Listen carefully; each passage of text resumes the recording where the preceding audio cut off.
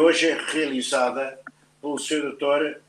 Professor José da Silva Horta, professor catedrático da Faculdade de Letras da Universidade de Lisboa e diretor do Centro de História da mesma faculdade, sobre o tema Perdido na Tradução, o historiador de África e a linguagem da antropologia. Estão a ouvir, não é verdade? A breve apresentação da palestra que nos enviou o autor. O objeto desta conferência é a partilha das inquietações e perplexidades do historiador na investigação e no ensino das matérias africanas, quando, inevitavelmente, aliás, necessariamente, recorre à conceptualização da antropologia. A questão coloca-se, antes de mais, ao nível epistemológico das possibilidades de conhecer o objeto África. Num segundo momento, aceito que esteja em tese a construção de um conhecimento académico sobre a África, a questão é metodológica. A operação histórica leva-o a uma arqueologia dos significados, uma análise fina das camadas de representações, feitas de códigos, classificações e ontologias que, em sedimento ou filtro, separam o historiador das sociedades passadas, alvo do seu inquérito. A intermediação é feita pelas fontes, as quais, na história antiga, pré-colonial, entre aspas, do continente, são frequentemente escritas e de origem europeia. Através de exemplos da história religiosa da África Ocidental, interpelam-se os limites e possibilidades da tradutibilidade das experiências religiosas locais e, portanto, da sua reconstituição histórica. O professor José da Silva Horta concluiu o doutoramento em História da Expansão Portuguesa na Universidade de Lisboa em 2003. É professor catedrático em História desde 2024, com agregação em História de África em 2021, na Faculdade de Letras da Universidade de Lisboa, FLU. É investigador e diretor do Centro de História da Universidade de Lisboa desde fevereiro de 2022.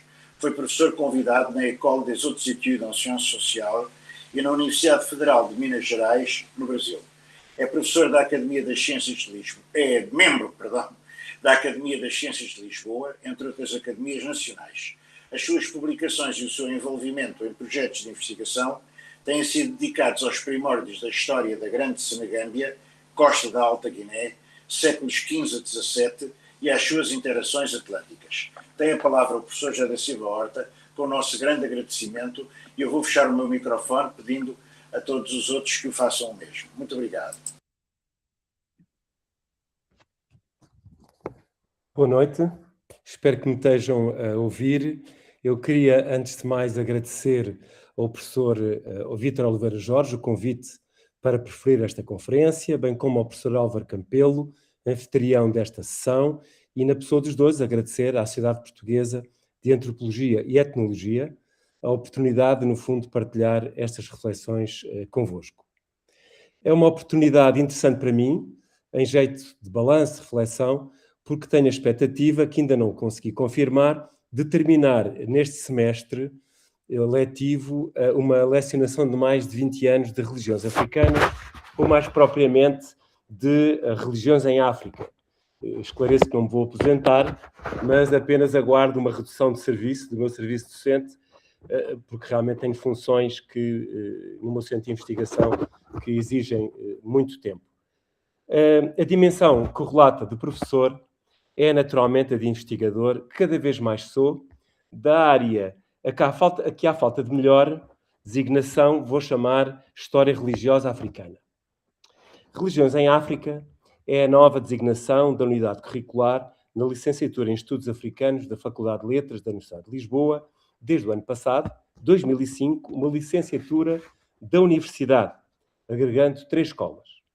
A unidade curricular criei-a em 2003, em parceria com um antropólogo de formação e sociólogo, o professor Eduardo Costa Dias, do ISCTE e UEL. O meu colega introduziu na cadeira as matérias de Islão em África.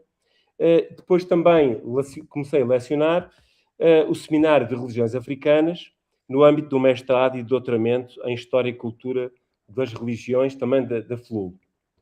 À diferença do meu colega, sou historiador de formação e de prática, historiador das matérias africanas. No entanto, como sempre digo aos meus alunos, a antropologia é o ar que respiro. Ainda que a sociologia se cruze com esta, quase sem darmos por isso. É isso mesmo. Em ambos os casos, nem notamos, nem temos consciência de algo que flui como algo de que nos apropriamos naturalmente e passou a fazer parte do nosso inquérito, enfim, passou a ser a nossa metalinguagem e a fazer parte do nosso discurso. A linguagem da antropologia, os conceitos da antropologia, para o melhor e para o pior, como veremos, são uma base incontornável para o trabalho do historiador da África. Nada de mais. Todos sabemos, a interdisciplinaridade é, como é sabido, uma marca identitária dos estudos africanos. Os problemas que dão mote a esta palestra são os problemas da tradução, translation, translatability, enfim, em português podia ser simplesmente tradução ou, mais especificamente, tradutibilidade. Tem a ver, por um lado, com a tradução entre religiões, a forma como se representam e se compreendem ou não, reciprocamente, o que tem sido parte do meu objeto de investigação ao longo de anos. Por outro, a tradução académica do que prefiro chamar experiências religiosas africanas, sempre no plural, procurando fugir a qualquer tentação essencialista, que sempre espreita. As duas abordagens estão, aliás, estreitamente ligadas. Antes de avançarmos pelo religioso, se nos interrogamos sobre tradução, um ponto prévio epistemológico se impõe. Quais são, afinal, as possibilidades de conhecer, traduzir o objeto África de um ponto de vista académico? As abordagens pós-coloniais têm chamado a atenção, com diferentes níveis de desconstrutivismo, para os condicionamentos epistemológicos que subjazem à produção do conhecimento sobre o continente africano. Valentim Mudimbe, na sua contribuição seminal, salientou o peso da ordem epistemológica ocidental, da qual dependem as categorias e sistemas conceituais, quer nos académicos ocidentais, quer nos académicos africanos. Questionando as imagens ocidentais de África, considera mesmo que há uma África inventada, a partir do eurocentrismo, assente numa estrutura colonizadora de que decorre um sistema dicotómico de avaliação da autoridade. Aliás, o Mudimbe insiste muito nesta forma de pensar por dicotomias, por hierarquias. As próprias escolas da antropologia construíram os seus modelos e técnicas de descrição, diria eu, sobretudo das sociedades não ocidentais, a partir da experiência e epistema ocidental, o que me parece, de facto, inegável. E este é um ponto relevante para a minha conferência. Não é, evidentemente, este o lugar para passar em revista as diferentes abordagens pós-coloniais, cujas contradições e insuficiências conceituais foram muito recentemente interpeladas por Michel Cain, na sua obra já traduzida para português, em 2025, Colonialidade, argumentos para a precisão de um conceito. Seja como for, a necessidade de uma descolonização do conhecimento ou a pertinência de uma abordagem decolonial não pode ser ignorada pelas ciências sociais e humanas, dependendo, isso sim, da forma como for encarada essa abordagem. Cain critica a definição do decolonial como uma recuperação de epistemes indígenas que libertariam o pensamento da hegemonia ideológica ocidental. Ponho aqui umas aspas em ocidental. Coloco as aspas um pouco pela essência, como o autor, aliás, pela essencialização e reflexão que envolve o que nós chamamos ocidental. Acaba por ser, como ele diz no livro, que é muito interessante, um orientalismo ao contrário. Passa a ser uma espécie de ocidentalismo. Mas realmente é difícil... nós sabemos o que é que queremos dizer, mas realmente tem os seus problemas. E eu vou cair nesse pecado durante a minha conferência várias vezes. O Michel Cain critica a operação de tomar como alternativa as epistemes indígenas que considera, e bem a meu ver, uma impossibilidade e que conduz ao culturalismo e, acrescentaria eu, à impossibilidade do diálogo entre saberes e à impossibilidade da comparação. Pode ser também o caminho para o essencialismo, de definir o que é ou não verdadeiramente africano, no caso do que ele se referia, o que é ou não verdadeiramente indígena, no contexto do Brasil ou da América Latina. No ponto em que estamos hoje, e fiz aqui um grande salto, no ponto em que estamos hoje, há dois caminhos correntes. ou se relativiza de tal modo a dita episteme e os seus sistemas conceptuais pensados, de facto, a partir dos mundos académicos da Europa e da América do Norte, e pensados para interpretar os mundos não ocidentais, que consideramos essa episteme tão válida como outras formas de conhecimento. Primeira hipótese. Ou, segunda hipótese, aceitamos os limites do pensamento académico, mas procuramos superar esses limites sem deitar fora o bebê com a água do banho. A primeira hipótese é um beco sem qualquer saída do ponto de vista da produção do conhecimento. A segunda é um caminho árduo, metodologicamente sofisticado, mas possível. É um caminho que tem sido traçado desde a sua origem pela historiografia africanista. Bem, nós estamos sempre muito presos à história das palavras. Falar-se em africanistas e africanismo tem umas conotações em Portugal que se calhar a próxima geração vai esquecer completamente e nem vai pensar nisto. Enfim, mas deixemos isso. Os mais jovens que me forem escutar ou ver não vão ligar muito à questão do ser ou não africanista. Estava eu a dizer que este caminho tem sido traçado desde a sua origem pela historiografia africanista, ou seja, a historiografia sobre a África, mas com diferentes graus de consciência e de eficácia, antes mesmo de surgirem as teorias pós-coloniais. E, portanto, às vezes quando nós, enfim, quando eu comecei próprio a ler alguns autores, bem, mas isso para mim não é muito novo. No essencial não é alguma coisa que fosse muito novo, mas de facto tem uma articulação importante com aquilo que nós pensamos hoje. Em comum, essa historiografia africanista, com estes historias pós-coloniais, entre outras coisas, tem os graus, no fundo, digamos, a consciência de que as fontes europeias que o historiador usa são eurocêntricas e que requerem a consciência e que requerem cuidados especiais de análise para serem úteis. Seria, de facto, hoje uma completa ingenuidade pensar que as fontes que descrevem a África no século XIX ou no século XX são fontes neutras, não são neutras, e têm, obviamente, como vamos ver, as suas agendas. Se tivéssemos que definir de maneira simples a perspectiva da história da África e de maneira mais alargada dos estudos africanos, ela seria a permanente aproximação às percepções locais das sociedades e dos processos sociais, privilegiando o historiador a reconstituição dos pontos de vista das sociedades africanas, da sua atuação nos processos históricos, resgatando, assim, esses processos na sua integralidade. O problema deixa de ser epistemológico para ser metodológico, que é como coloca recentemente o sociólogo moçambicano radicado na Universidade de Basel, Elísio Macam. Elísio Macam propõe que os estudos africanos se assumam como uma metodologia das ciências sociais.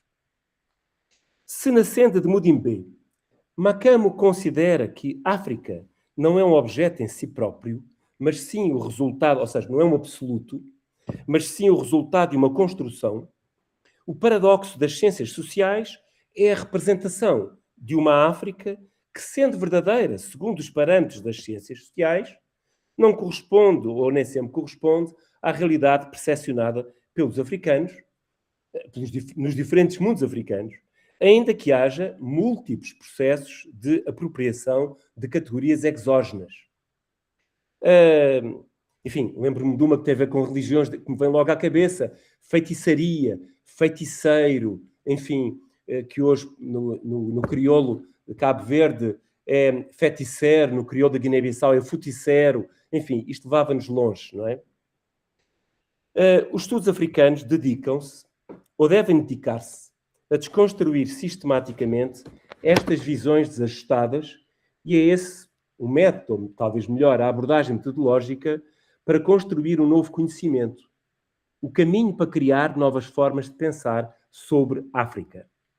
A abordagem crítica dos discursos académicos é o caminho, não para a desistência, um afropessimismo ou mesmo nihilismo epistemológico, mas antes o caminho para novos discursos académicos que satisfaçam o objetivo da produção do conhecimento, reconhecidos que estiverem os seus limites. Aceito que está, por mim, a possibilidade de construir um conhecimento académico sobre a África e não é líquido, e esta afirmação hoje não é líquida, e está certo, e para mim também, assumido por mim, a abordagem metodológica para o conseguir, voltemos então à problemática da tradução do religioso, em que farei uso de alguns fragmentos da minha própria experiência. Os problemas de tradução, como nós entendemos há pouco, começaram para mim quando, nos anos 80, comecei a investigar as representações europeias das religiões africanas e de outras dimensões das sociedades africanas, a reconstituição das representações europeias e, nestas, as portuguesas, que começou por ser, para mim, um objeto de história cultural europeia, passou a ser, também para mim, como definia há uns 30 anos atrás, um objeto de charneira, uma ponte metodológica para a história da África propriamente dita, um meio de uma ferramenta de análise das representações, uma ferramenta de tradução académica. Um procedimento para poder usar, com as devidas cautelas, as fontes europeias, nomeadamente as escritas de viagem para a construção da história de África.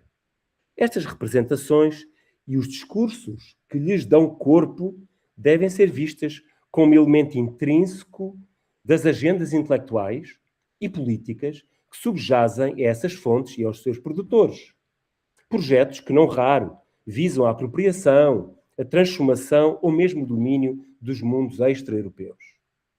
Da mesma forma que as fontes africanas, escritas ou orais, também têm as suas próprias agendas de poder, como nos lembra o grande, recentemente falecido, Paulo Moraes Farias.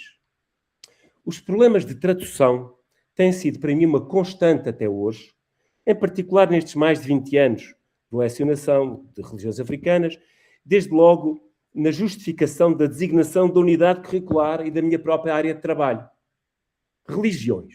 Bem, podíamos dizer a coisa mais básica, mas a questão é, antes, o que é uma religião? Isto é a pergunta absolutamente banal que nós podemos fazer. Mas a minha pergunta é, até que ponto a concepção de religião, baseada nos referentes das religiões do livro, ou na matriz judaico-cristã, ou mesmo nos referentes da cultura clássica, não contaminaram e contaminam o que entendemos por religião quando aplicado a um contexto extra-europeu, nomeadamente africano. Eu aqui desafiava o meu amigo arqueólogo com uma grande experiência para, eventualmente, pensar se não é pertinente este raciocínio em relação às sociedades antigas, vamos chamar assim, para usar um termo antigo, as sociedades antigas, peninsulares ou europeias, em que, no fundo, se calhar, as questões não são assim tão diferentes das questões que se colocam para as sociedades extra-europeias. E já vou, depois, ali no final, introduzir uma pequena provocação. Ora bem, refiro-me, portanto, aos contornos do objeto, religião, e à conceptualização que herdamos dos pais da antropologia e da sociologia das religiões, em particular para realidades extra-europeias. Aliás, muita da reflexão que eles fizeram se baseou em contextos extra-europeus, não é? Foram esses contextos que suscitaram a necessidade de criação de conceitos, etc. E que os especialistas destas disciplinas procuraram, ao longo do tempo, recriar, criticar, recriar, ajustar. Dou alguns exemplos muito práticos. A noção de um Deus superior. E, correlatamente, deuses menores. É interessante pensarmos nisto. Quer dizer, um Deus superior tende sempre... Bem, eu vou continuar, não quero dispersar muito, porque eu tendo a falar demais e depois não temos muito tempo. Mas acho que vai ficar claro o meu ponto de vista.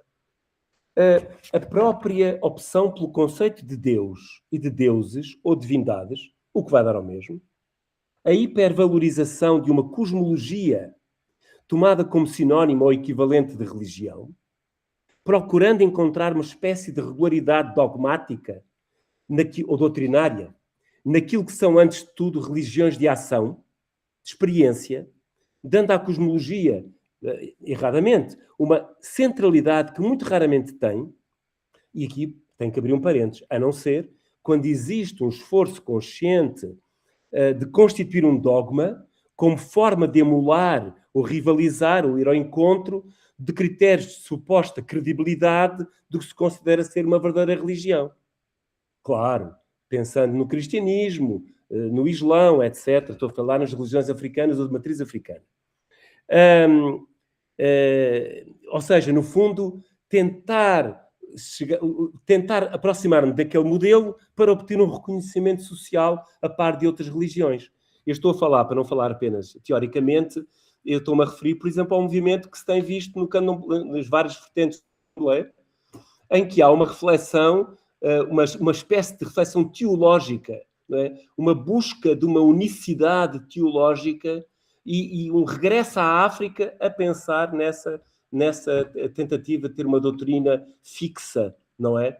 Estamos nos tais fenómenos de apropriação de que eu falava há pouco, não é? Fala-se muito sempre da apropriação do Ocidente em relação ao extra-europeu, mas muitas vezes temos o contrário. O que não deixa de ser parte da tal relação de dominação de que falava Mudimbe. Isso não há dúvida nenhuma, não é? Bom, mas então, fechando parênteses, correlatamente, esta visão hierárquica e até um pouco mecanicista das dimensões sobre-humanas, temos também presumir de uma hierarquia de clérigos, ou talvez melhor, oficiantes. Mas o que está subjacente é a ideia de clérigo, não é? Ou mesmo uma bem recortada comunidade de crentes, alçada num espaço sagrado bem recortado, quiçá um templo. Vejam-se as implicações de um termo que se usa muito frequentemente na bibliografia antropológica e histórica sobre as religiões em África, como shrine. E a tradução portuguesa, inevitável, santuário. E veja o que é que isto significa do ponto de vista dos referentes que estão presentes.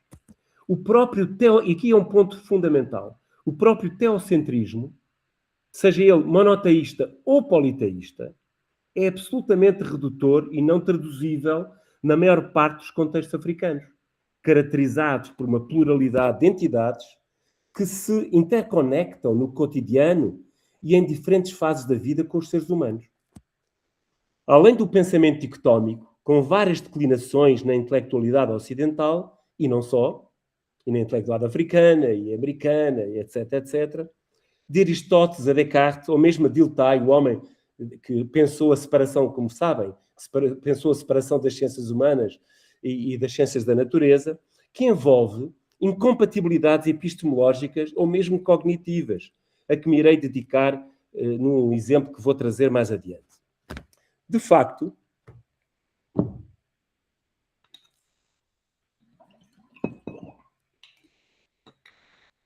como escrevi noutro lugar,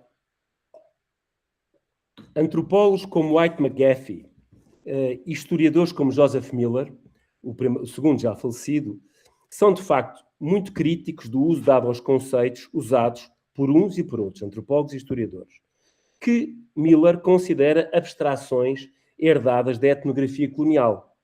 Bem, isto é um texto escrito em 99, quer dizer, podia ter sido escrito antes, mas é marcante, de facto. O Robin Horton, que é outra figura muito importante do estudo das religiões em África, alerta-nos para a insuficiência dos conceitos de, eu vou traduzir em português, espíritos e de sobrenatural. Vai mais longe o McGaffey para a África Central, elencando, além destas, um conjunto de outras noções desfasadas do que ele chama pensamento centro-africano, tais como adoração, worship, divino, divine, ou mesmo sagrado. Podia estar a falar muito tempo sobre cada uma delas. Note-se, não se trata, pelo menos para mim, de apurar se este ou aquele conceito é correto em si mesmo ou de fixar um significado preciso para um conceito, mas sim de avaliar se a problemática que um determinado conceito sinaliza é ajustada ao objeto que estudamos. E aqui valho-me de Christine Henry e de Kadjiatal. É este tipo de objeto, por exemplo, nos mundos africanos, irredutível ao conceito de religião? Por outras palavras, restar-nos-ia rejeitar e deitar para o caixote do lixo das inutilidades conceptuais o conceito de religião aplicado aos mundos africanos? Optar, como McGaffey, por não definir o que é religião? Ou restringir muito a elegibilidade deste conceito? Reconheço que este caminho pode ser útil para nos ajudar a desconstruir os nossos pressupostos, o nosso condicionamento para o que esperamos que a religião seja e aproximar-nos mais das percepções locais. McGaffey prefere valorizar um conceito alargado que, para ele, faria mais sentido nessas percepções, para o caso que estudou, que ele chamou cultura política de Congo, da África Central Ocidental. Um conceito lato de poder, ou seja, como ele definiu, a forma como as sociedades compreendem a experiência do poder nas suas vidas, poderes fundamentais de vida e de morte que sentem que podem influenciar através de rituais associados a pessoas e objetos, mediadores relativamente a esse poder. Relativizar o conceito de religião fará sentido, mas não será porventura necessário adaptar a latitude do conceito a outras realidades e referentes? Inclino mais para a segunda hipótese, que não é excludente da primeira e das interpelações que a primeira nos suscita, e em especial da operatividade do conceito lato de poder, e que geralmente, no tal dito Ocidente que nós não definimos nunca, colocamos em gavetas diferentes, não é? Abrimos uma gaveta para o poder político, outra gaveta para o poder económico, outra para a religião, e no final nada disto faz sentido para as pessoas que são o objeto deste estudo. Relativizar o conceito de religião fará sentido, mas talvez seja melhor tentar ver de que forma é que ele pode ser utilizado como plataforma por várias razões. Primeiro, se deixarmos de pensar no objeto de religião, ou religioso, ou religiosidade, como quiserem, para estes mundos africanos, estamos a dificultar uma operação intelectual cara à antropologia, mas também sem a qual, por exemplo, a história não vive. A comparação. A possibilidade de comparação. Encontrar padrões de inteligibilidade das ações humanas e dos seus imaginários. É claro que as religiões ou experiências religiosas em si mesmas são históricas. E aqui entra o historiador, claro. E não se pode simplesmente presumir a continuidade cultural que nos levaria a projetar criticamente os dados da antropologia ou da etnografia do presente para o passado de alguns séculos antes. A não ser que, e aqui é uma questão de método, e há historiadores que o fazem muito bem, que encadeamentos cronológicos ou indícios de continuidade, cuidadosamente verificados, permitam dar-nos pistas de interpretação. Os dados etnográficos, seja como for, os dados etnográficos, tal como as fontes orais, ajudam, e de que maneira, a pensar objetos de épocas passadas.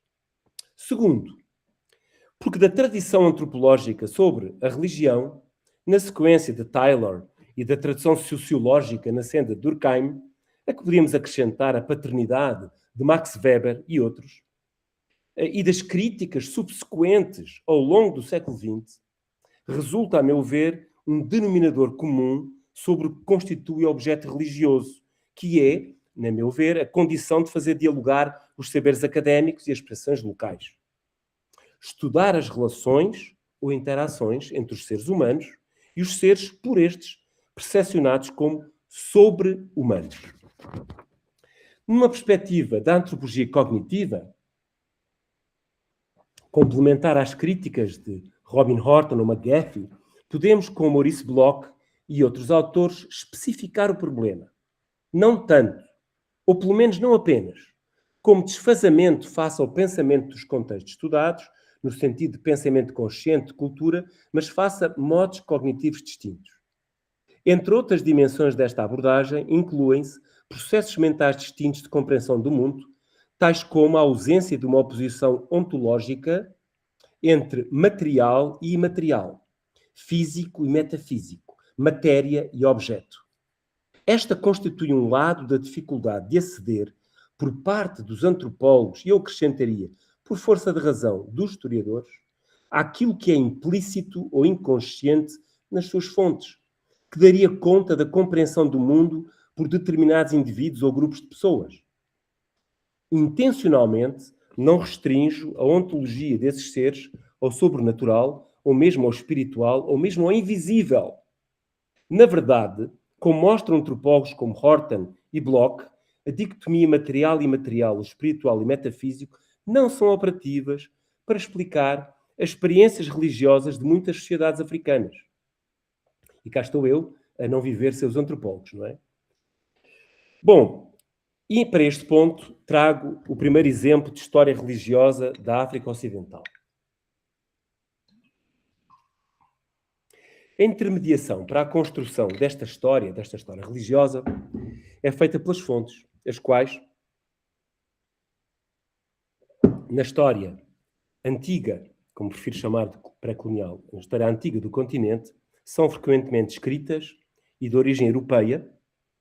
É evidente que há toda uma história antiga para as quais não há nenhuma fonte escrita, se bem que haja. Isso é uma boa discussão, não é? Às vezes faz-se tábua rasa de tradições escritas em terminologias muito antigas em África, mas enfim, deixemos isso. Mas de facto é verdade, para uma história antiga, não tão antiga, não é? Para o meu amigo arqueólogo isto seria uma coisa recentíssima, que vem lá do século XV.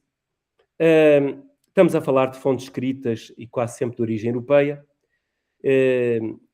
e sempre que possível, nem sempre é possível, mas sempre possível, as fontes escritas devem ser confrontadas com a cultura material coeva, quando existente, e com as histórias orais associadas ou afins, e com os dados da linguística e da inesgotável arqueologia de que tanto a história da África tem a esperar. A primeira fonte e o primeiro exemplo é de Valentim Fernandes, morávio ou alemão, hoje seria um checo, radicado em Portugal desde os finais do século XV.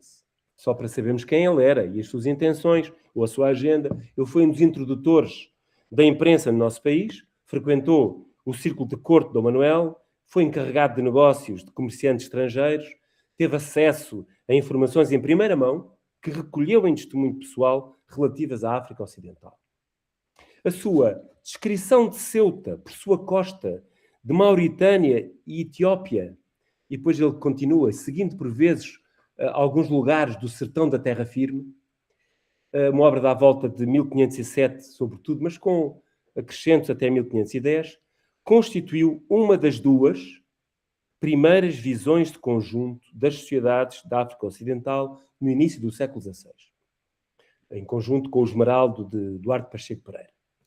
À diferença de Duarte Pacheco, movia-nos nesta descrição, movia o Valentim Fernandes nesta descrição, não em outros textos, por exemplo, no Marco Polo, que ele publicou e imprimiu, é um texto completamente, os textos introdutórios são apologéticos da figura de Dom Manuel, a maneira dele encarar as religiões e o Islão, enfim, estão todas ornadas com todo o discurso da época apologético. Mas não é o caso da descrição.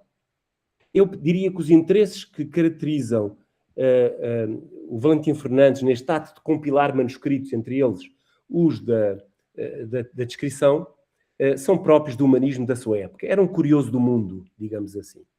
Talvez agora pudéssemos visualizar o primeiro mapa, o mapa da apresentação.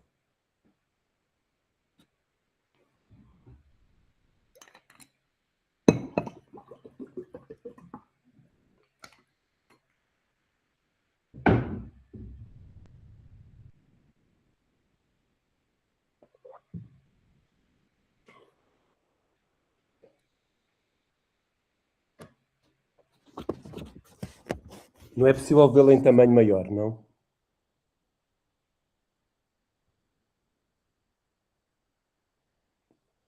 Até porque a seguir vamos ver alguns textos e vai ser necessário, de facto, termos um ecrã completo.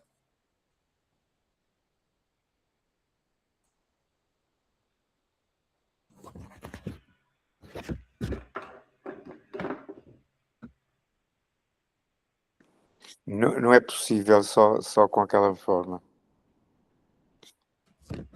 Vamos tentar outra vez.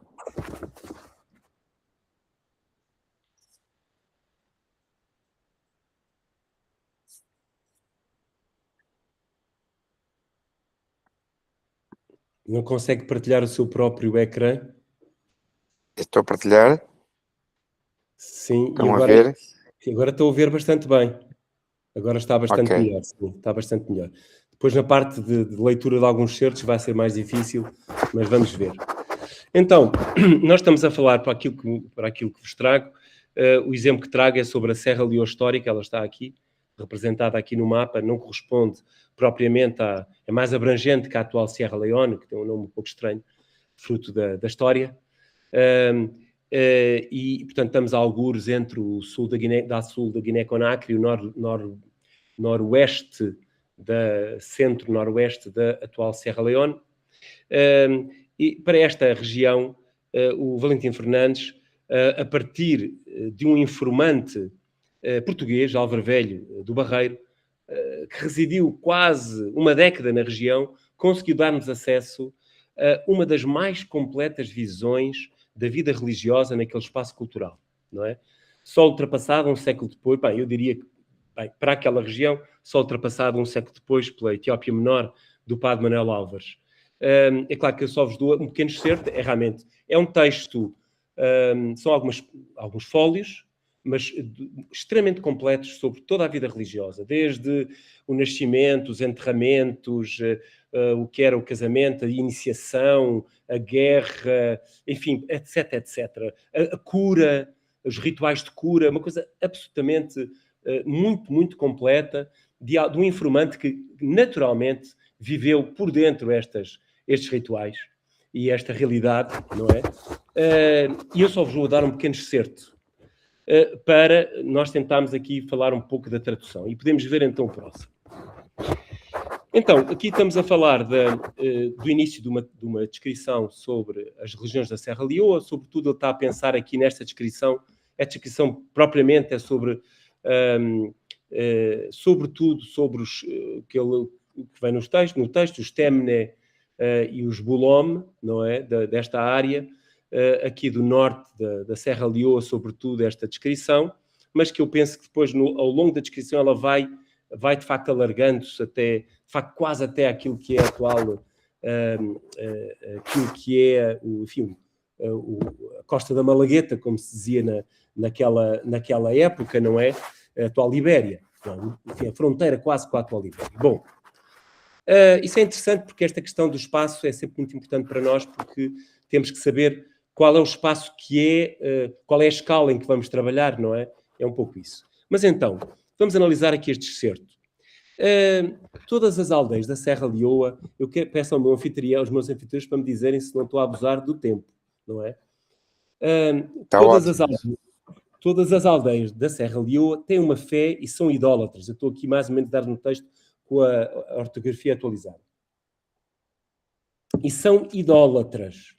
E creem que os ídolos lhes podem ajudar e socorrer em suas necessidades. E têm muitos ídolos. Porém, cada aldeia tem um ídolo geral a todos, a que eles chamam cru.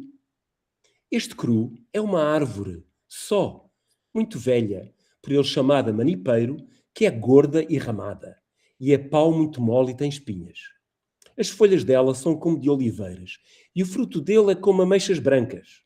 No original estava um delicioso almexias. E esta árvore, por todas as aldeias, tem por seu Deus cru. E não obstante que desta sorte de árvores haja outras muitas pela terra, porém, cada aldeia tem uma escolhida do tempo velho que houveram por seu ídolo. E tal árvore comumente está na praça ou junto da casa del rei. E se for caso que alguma destas árvores se secasse, não falta que outra nova se não crie no dito lugar das raízes.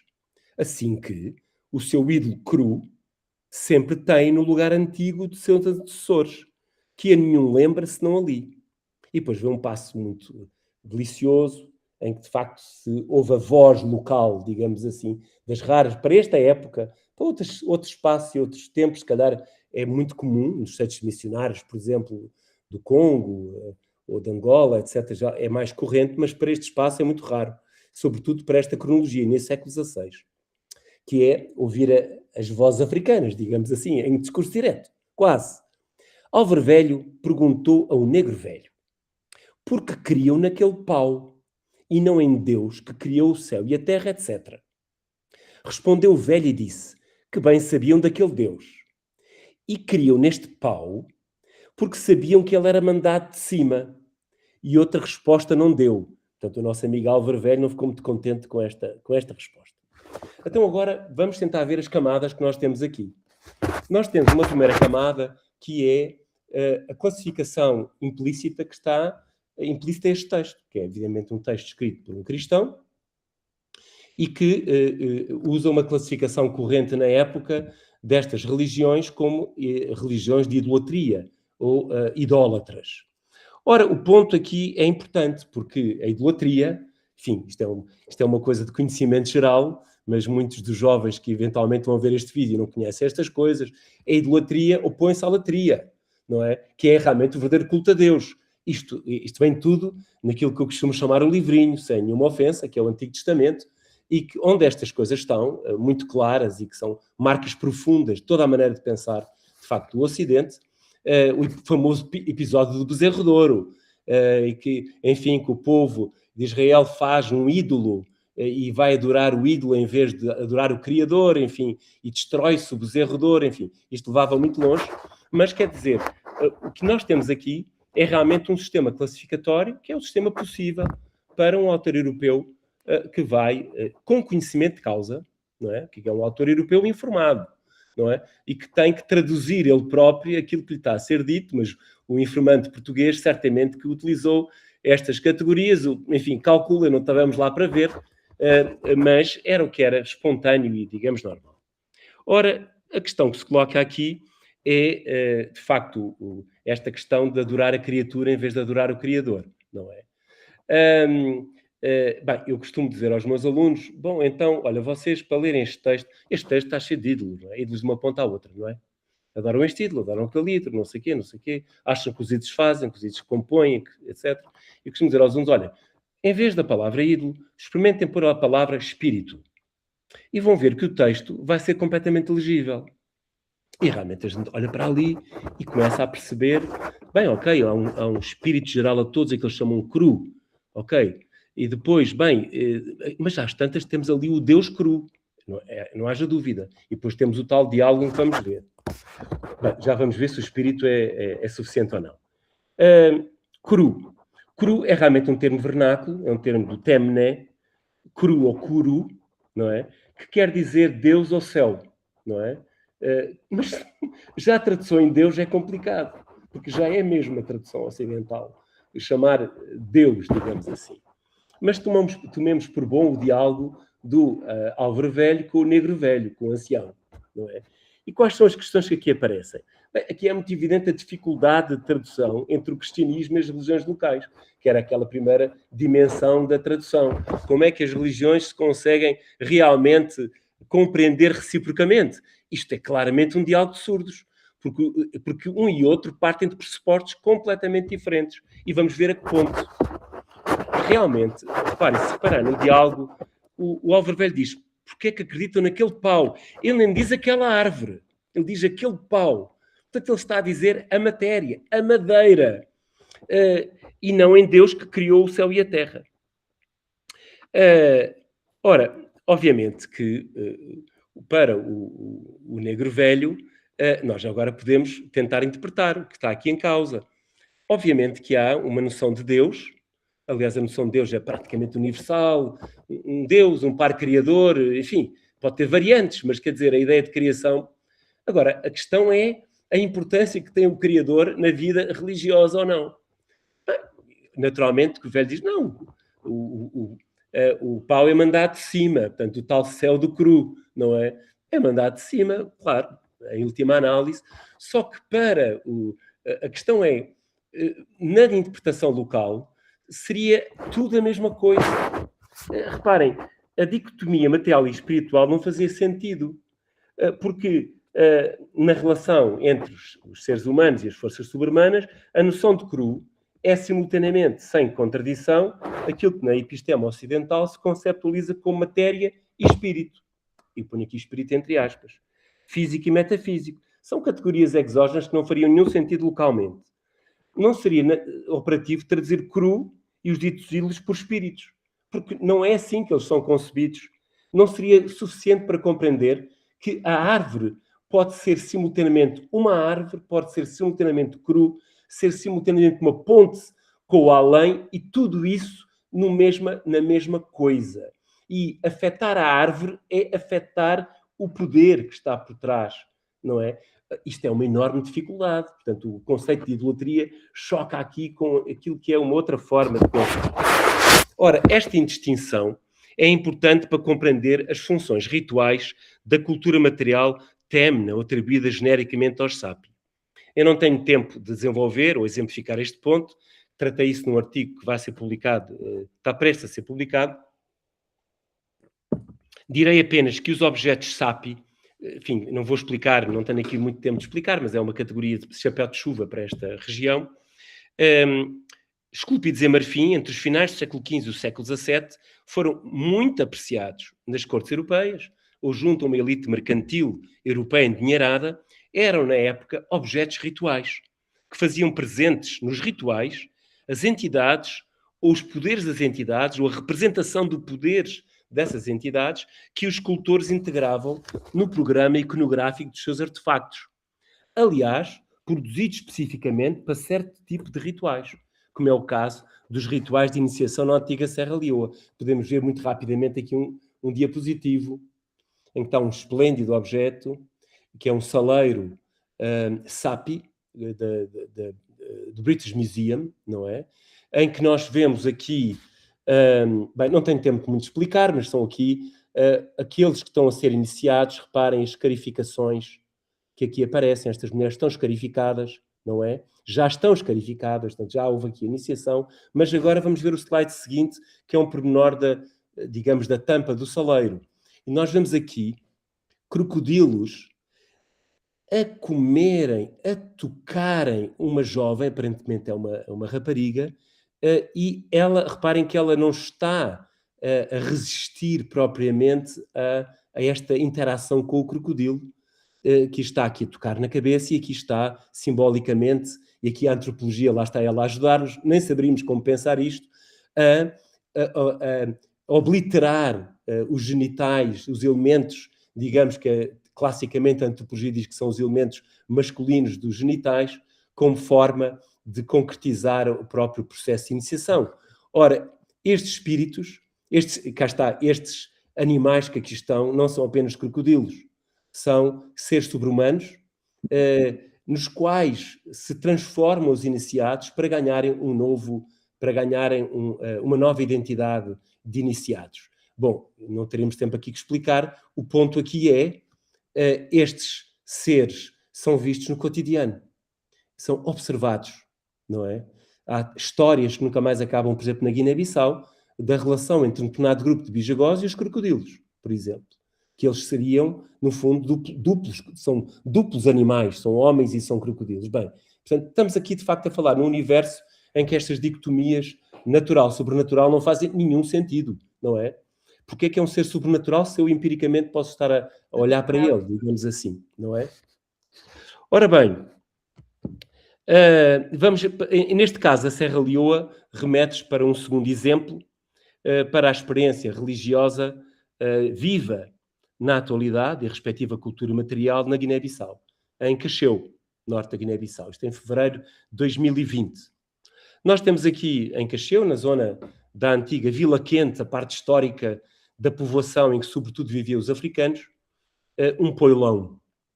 Com atenção, repara-se como tem ao seu torno uma pequena cerca, não é? Uma pequena cerca delimitando o espaço que há melhor, falta de melhor, podemos designar de espaço sagrado, ou reservado, digamos, espaço reservado,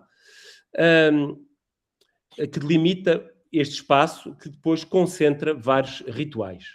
20 anos antes, vi em Ziguinchor, eu não sou um antropólogo nem um estudador de terreno, devo dizer, sou um estudador de gabinete, mas mesmo um estudador de gabinete tem que ver o espaço que trabalha, de modo que não estou a querer dizer que fiz muito trabalho de terreno, que não fiz, mas de facto vi há 20 anos antes em Ziguinchor, muito semelhante uma árvore deste tipo, aquilo que nós já falta melhor, mas um local de culto, junto a um campo de arroz e junto às margens do rio Casamansa, e que era de facto alvo de rituais e tinha realmente uma oficiante que regularmente cuidava dele.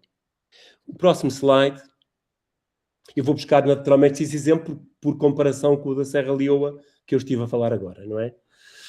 No mesmo local, uma árvore especial, entre outras, e reparem, nós vemos aqui várias coisas. Vemos uma estaca ritual, aquilo que já vou chamar, chamados irãs, cabaças viradas para baixo, que tinham restos de libações, e este local de culto ficou ao lado aqui, olhem, de uma cerca, não tem nada, uma cerca de arame, que aparentemente é uma habitação de pescadores, que não tem nenhuma relação com este local, aparentemente.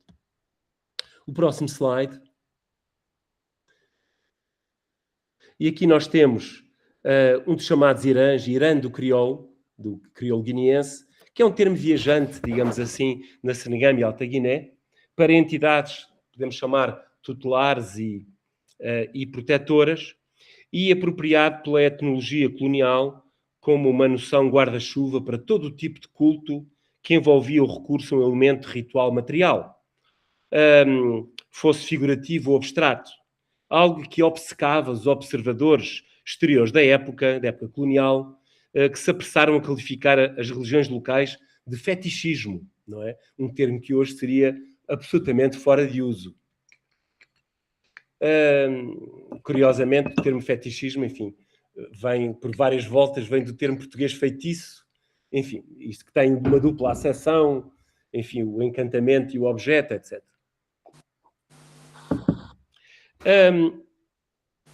E podemos ir ao próximo slide.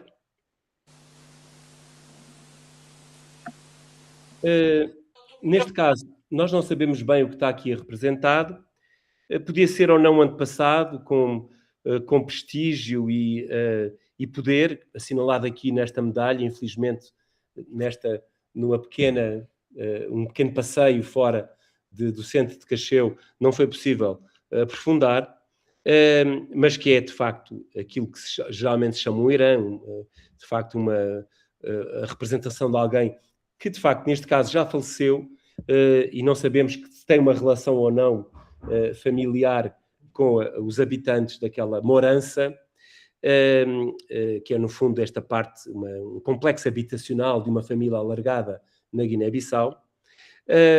Mas eu queria chamar a atenção para o complexo de elementos complementares dos rituais frequentes de propiciação à entidade junto à casa da família, na parte frontal da casa. Em cima há materiais ligados, podemos ver o slide anterior outra vez, eventualmente. O outro ainda antes deste.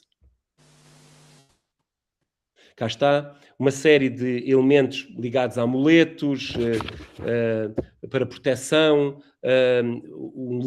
um pote para líquidos de rituais. Depois, cá está o pote também aqui no chão. Depois, nos próximos slides, podemos ver novamente.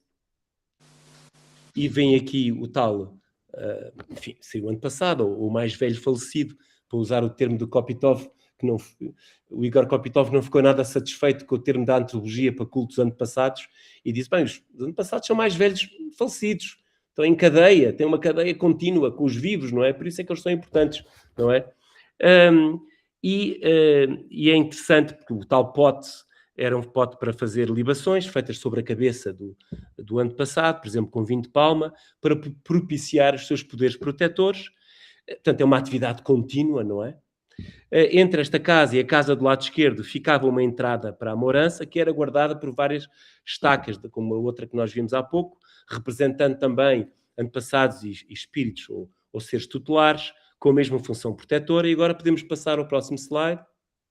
É um pormenor, um frasquinho ocidental, parece de remédio, mas que teria certamente líquidos, que tem a ver com esta operação ritual. E aqui, e depois o local onde se faz o inverter desse líquido. O próximo. E este é o outro. Portanto, havia para o outro Irã, vamos chamar-lhe assim, à falta de melhor, havia um outro recipiente também, a mesma estrutura, a mesma questão, E aqui foi uma coisa interessante, podemos ver o próximo. Cá está, uma cabeça aqui junto à porta. Nós estávamos ali nas imediações, como manda a ética, fomos ver quem estava lá e perguntámos, olha, nós estamos aqui, estamos muito interessados, enfim, nestes objetos que tem aqui. Não sei o que é que a gente disse, não temos objetos, com certeza, a senhora falava crioulo, mas pronto, estamos interessados de facto nisto, temos muito interesse, etc. E ela diz assim, sorridente, é a minha avó. E reparem, o próximo, maior pormenor, mais pormenorizado, é a minha avó. Na verdade, não é apenas a representação material, diríamos nós, do antepassado da mais velha falecida. É a antepassada, é a avó que está ali e cujo poder protetor é propiciado através dos tais rituais. Como a libação se verte na cabeça do falecido, está a atuar sobre os seus poderes. Aliás, vê-se a escorrência das libações aqui, como se via no outro, as escorrências destas ofertas de líquido. E isto é tudo linguagem da antropologia, é o ar que respiro, as libações, as ofertas, etc, etc. Portanto, aqui está um exemplo de uma prática, e não é prática, de uma experiência religiosa viva, não é? De muito poucos anos. Bom, eu não sei se está na altura de terminar a minha conferência. Os meus anfitriões dir-me-ão se está na hora de terminar. Ou se ainda disporia de algum tempo. Não, pode continuar, professor, pode continuar. Bom, então ainda vou para um terceiro exemplo. Podemos ver o mapa novamente. Peço desculpa. Volto a pôr.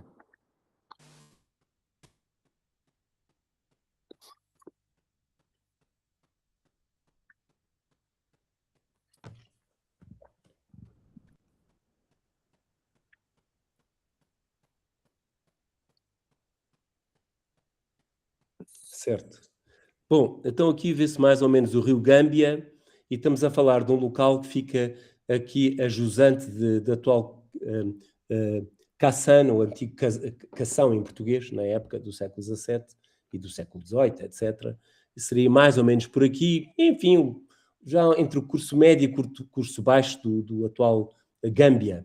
Estamos aqui um percurso que eu não tenho tempo de memorizar, porque não quero maçar as pessoas que pacientemente estão a ouvir e que depois me vão visionar, e estamos a falar de um percurso com evidência nas fontes escritas e nas fontes orais, e também uma pequena observação arqueológica que recua ao século XVII, e, portanto, os dados mais recentes datam do ano 2000, são dados das fontes orais. Vamos então ver o slide seguinte. Este é o Monte Vermelho, nas fontes da época, em inglês Red Mount, na terminologia atual Tongtang, na margem norte do rio Gâmbia. Podemos ver a próxima slide, para termos uma ideia da vista que se vê para o rio atual Bird Island, e mais uma. Aqui vê-se o Jeep lá em baixo, para termos a noção do monte. Eu não estive neste monte, estive no rio Gâmbia, de facto, mais ajusante, mas pedi a um arqueólogo, o Red Tobin, que fosse ver, que é uma pessoa que trabalhava no Museu Nacional da Gâmbia, muito habituado a trabalhar e a percorrer o Gâmbia, que fosse indagar o que é que se passava aqui neste monte, porque as fontes tinham causado grandes problemas, não é? A interpretação das fontes. E então temos a primeira passagem. É uma passagem de André Donelli, um dos homens que andou lá pela Guiné no século XVII, e final do século XVI, segunda metade do século XVI, e escreve em 1625 a sua descrição. E então eu não vou entrar em muitos pormenores de caracterização, vou fixar-me só em alguns aspectos, que é, passamos a raiz de um monte alto, só levantado, chama-se Monte Vermelho, tem pela costa acima, ainda que íngreme, árvores pequenas. Em cima deste monte tem os mandingas um ídolo de Mafamed, onde vão em romaria fazer salas ao maldito Maomé. Porque não há nação de negros que tenha tomado com mais fervor a lei de Mafamed, ou Maomé, como os mandingas. Bom, é evidente que não há qualquer... Olhamos para isto, a primeira reação é dizer assim, bom, mas isto denota um desconhecimento total daquilo que é o Islão, etc.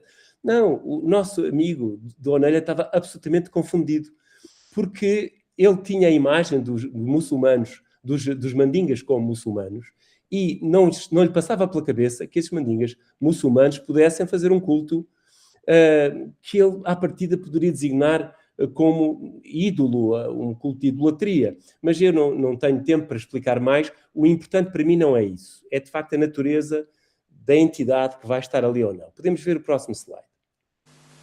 Aqui passamos para o Lemos Coelho, o Francisco Lemos Coelho, outro viajante. Toda esta gente eram traficantes de escravos, não é? Traficantes de escravos, de marfim, de cera, etc. Escreve em 1669 e depois em 84, e diz, bom, de Nhamiarga a Cação, há 4 léguas, este caminho tem muitos parceiros de uma banda, lá vai ele. E depois, antes de chegar a Cação, está uma rocha escalvada que chamou Rocha do Ouro. Dizem os negros que é encantada. E aqui é muito importante lidar com as palavras. É evidente que encantada é uma palavra do campo semântico da religião, como é evidente, não é? E nem um pau se corta nela, não é? Também dizem, foram já ali os ingleses abrir minas e que morreram todos. E diz ele, querá Deus tenha guardado esta felicidade para os nossos portugueses encontrarem o ouro. E depois, na outra passagem, uma coisa do mesmo tipo, uma rocha do ouro, dizem os negros que é encantada, nenhum pau cortam lá, e mais uma vez, foram eles ingleses engenheiros abrir minas, mas que morreram todos. Bom, agora vamos continuar no tempo e vamos passar para o Francis Moore, que escreve em 1724. Era um homem que estava ao serviço da British African Company, não é? E, portanto, toda esta gente fazia, não o Lemos Coelho, que escreveu uma descrição, mas os ingleses faziam diários, rigorosamente tudo aquilo que faziam, tudo isto era informação estratégica para a companhia. Bem, então vou tentar traduzir do inglês. No dia 7 de janeiro, às 8 horas desta manhã, passámos a sul da Bird Island, há tantas árvores, etc. E mesmo acima está o Red Mount, o Monte Vermelho, vazio, nude de árvores, a meia légua de Kassan. Este monte é pelos nativos chamado Ferunc. Ferunc, bom, eu falei com as minhas colegas linguistas de Dakar, e a hipótese explicativa é que Ferunc ou Ferunca tem a ver com o campo semântico do sangue, não é? Em soninquê. Isso faria um certo sentido, não é? Mas é, evidentemente, apenas uma hipótese explicativa, mas eu queria também introduzir aqui a parte linguística que nos acompanha sempre.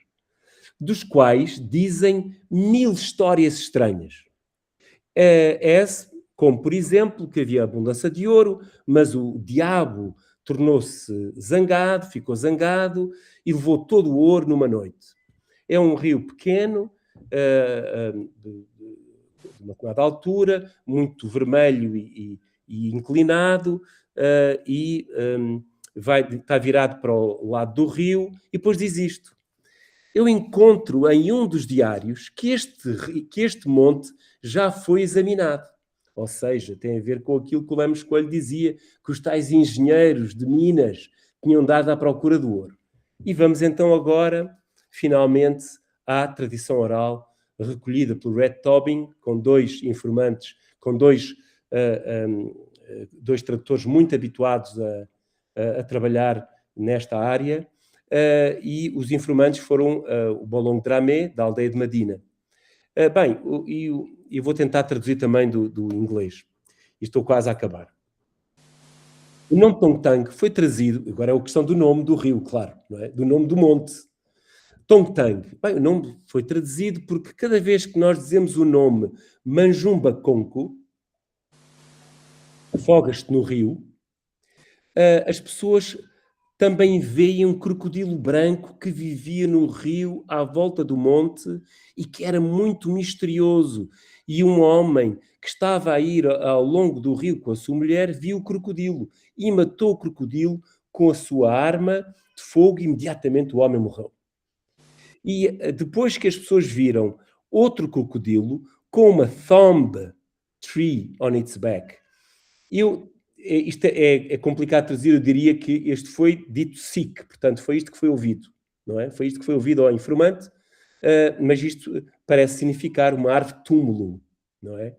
E estes crocodilos viajam às segundas-feiras, às sextas-feiras, de Niani Maru, até à ilha da área do monte. As pessoas também acreditam que havia um dragão no monte. Portanto, há a história do crocodilo e há a história do dragão no monte, não é? Não tenho tempo aqui de problematizar diabo, dragão, o que é que isto tudo implica. O dragão no monte, e quando foi o tempo que os brancos vieram para esta área, fazer desta área uma base para a investigação, mas depois de tudo as pessoas observam e sabem que tudo o que nós sabemos e que é sabido vem das fontes orais, não é? Quando esta missão expertise, esta White Venture, não é? White Expertise Venture, esta missão de especialistas, montou a investigação e detalhes sobre o monte, acredita-se que vivia um misterioso diabo e que ele mudava quando eles punham equipamento para uma investigação mais aprofundada para o monte. E depois, de repente, desaparecia. E depois era visto em ação. Tal como quando eles iam para o lado do rio, o diabo misterioso ficava no lado do monte e vice-versa. Continuando. Outro informante, na aldeia de Manjumba, de acordo com Samba Den, o alcalo, ou alcaide, não é? O termo é um termo, enfim, de origem árabe, e não se sabe se por via portuguesa ou não, isso é uma grande discussão nessa área. Os mais velhos costumavam falar de Tongtang, que esse lugar era uma floresta, uma pequena floresta muito densa, cheia de animais selvagens, como macacos, porcos, leões, diabos leopardos, e este faz toda a diferença. Leopard devils, não é? Porque dá a conotação espiritual, digamos assim, o espiritual aqui mais uma vez é inútil, esta conotação sobre-humana, crocodilos, etc, etc, não é? Os mais velhos Tongtang costumavam combater esses diabos selvagens espiritualmente, de forma a fazer o bom uso do mato para cultivo e para as necessidades domésticas. E depois continua a entrevista. Então, e ouvi dizer que havia aqui um crocodilo branco, e diz o informante, sim, claro, havia 2 tipos de crocodilos. Há um crocodilo muito interessante, que tem uma árvore plantada nas costas, e o nome da árvore é Negacinó. Eu nunca consegui perceber o que era Negacinó. Hei de conseguir. E outro que era um crocodilo branco. Estes crocodilos têm dias especiais de viajar de um lado e para o outro, às segundas e às sextas-feiras. Eu penso que acabei aqui a tradição, ou digamos o conjunto... há mais um, não é? De acordo com isto é um comentário já, digamos, acessório, de acordo com a irmã do alcalde, chamada Senhora Kumbadem, durante a sua infância, a filha mais velha do alcalde dizia normalmente que às segundas, quando iam para o rio, lá do rio, nadavam frequentemente e apareciam, e estes crocodilos apareciam, e depois ficavam na margem a ver eles passarem, mas atualmente não sabem o tempo em que eles voltam. E depois o Sr. Dem disse que era costume ouvir falar os antigos que havia um local onde havia um dragão, que ficava chamado Kassang. Já vem outra história, não é? Em Kassang e a Song, esta é a hora, e depois é interessante, esta é a área de um rio chamado Lady Dam, em que um rio chamado Lady Dam naufragou e foi amaldiçoado pelo dragão. E outros dizem que ainda está lá, e outros dizem que o dragão já se mexeu e o lugar foi completamente abandonado. Ora, isto lembra a história que era contada na fonte escrita lá atrás, em que se dizia que os ingleses tinham acontecido, etc. Bom, porquê é que eu fui buscar este caso? Além de ser evidentemente interessante, com material, digamos assim, de estudo, de facto, os seres ou entidades sobre-humanas em causa, que a antropologia diria espíritos locais, génios da natureza, enfim, são, na verdade, invisíveis numas situações ou visíveis noutras. Ou seja, as noções de sobrenatural, espiritual, não são operativas para explicar a experiência religiosa, mais uma vez, como se verifica. Concluindo, bem, no fundo, eu pretendi, através de uma reflexão, enfim, para ver, nos contextos africanos, como é que se coloca a questão da tradução académica, no caso do objeto religioso, que é especialmente complexa, mas é possível, não é? Evidentemente. Através de uma relação prévia de exemplos da história religiosa, procurei interpelar realmente os limites e as possibilidades da tradução ou da tradutibilidade das experiências religiosas locais, quer entre religiões com lógicas e percepções diferentes do mundo, do século XVI ao século XX, ou XXI, quer a nossa tentativa de historiadores interpretar da melhor maneira essas experiências importantes da sua reconstrução histórica. E a conclusão que eu tiro é que, ainda com vigilância crítica, a antropologia, seja ela ou não de matriz colonial, e a sua linguagem, os seus conceitos, continuam a ser indispensáveis a esta leitura histórica. Obrigado. Muito obrigado, professor José Ciborda. Parabéns, muito obrigado. Nós vamos agora abrir um pequeno período de questões, está pouca gente, mas pronto. Eu devo dizer que adorei a apresentação, porque de facto é um campo pelo qual tenho alguma predileção, e o questionamento mesmo da oposição e desta classificação do mundo ocidental e da impossibilidade que se dá muitas vezes por parte de alguns investigadores a quem trabalha no mundo ocidental de olhar e interpretar e traduzir as fontes, não é? Como se fôssemos os incapazes, e como se a adulteração, as intenções não existem na contemporaneidade, só existissem no passado, não é? Isso é interessante, esse ponto de vista. Também aquela noção de que hoje cada vez mais já discutida sobre o próprio conceito de África, que há muitas Áfricas e não há uma única África, não é? E para além disso falando da antropologia, e como o professor bem disse, falou da questão da comparativa, não é? Comparativa. A dificuldade de usar a linguagem e os conceitos, porque conceitos aplicam-se aqui, não se aplicam acolá, e por vezes surgiu na própria antropologia a necessidade de criar uma espécie de conceitos esperanto, não é? Neutros, que fossem capazes de não existir o domínio ou a impor um sentido, mas verificou-se com essa orientação que não era possível, que era estéril essa intenção.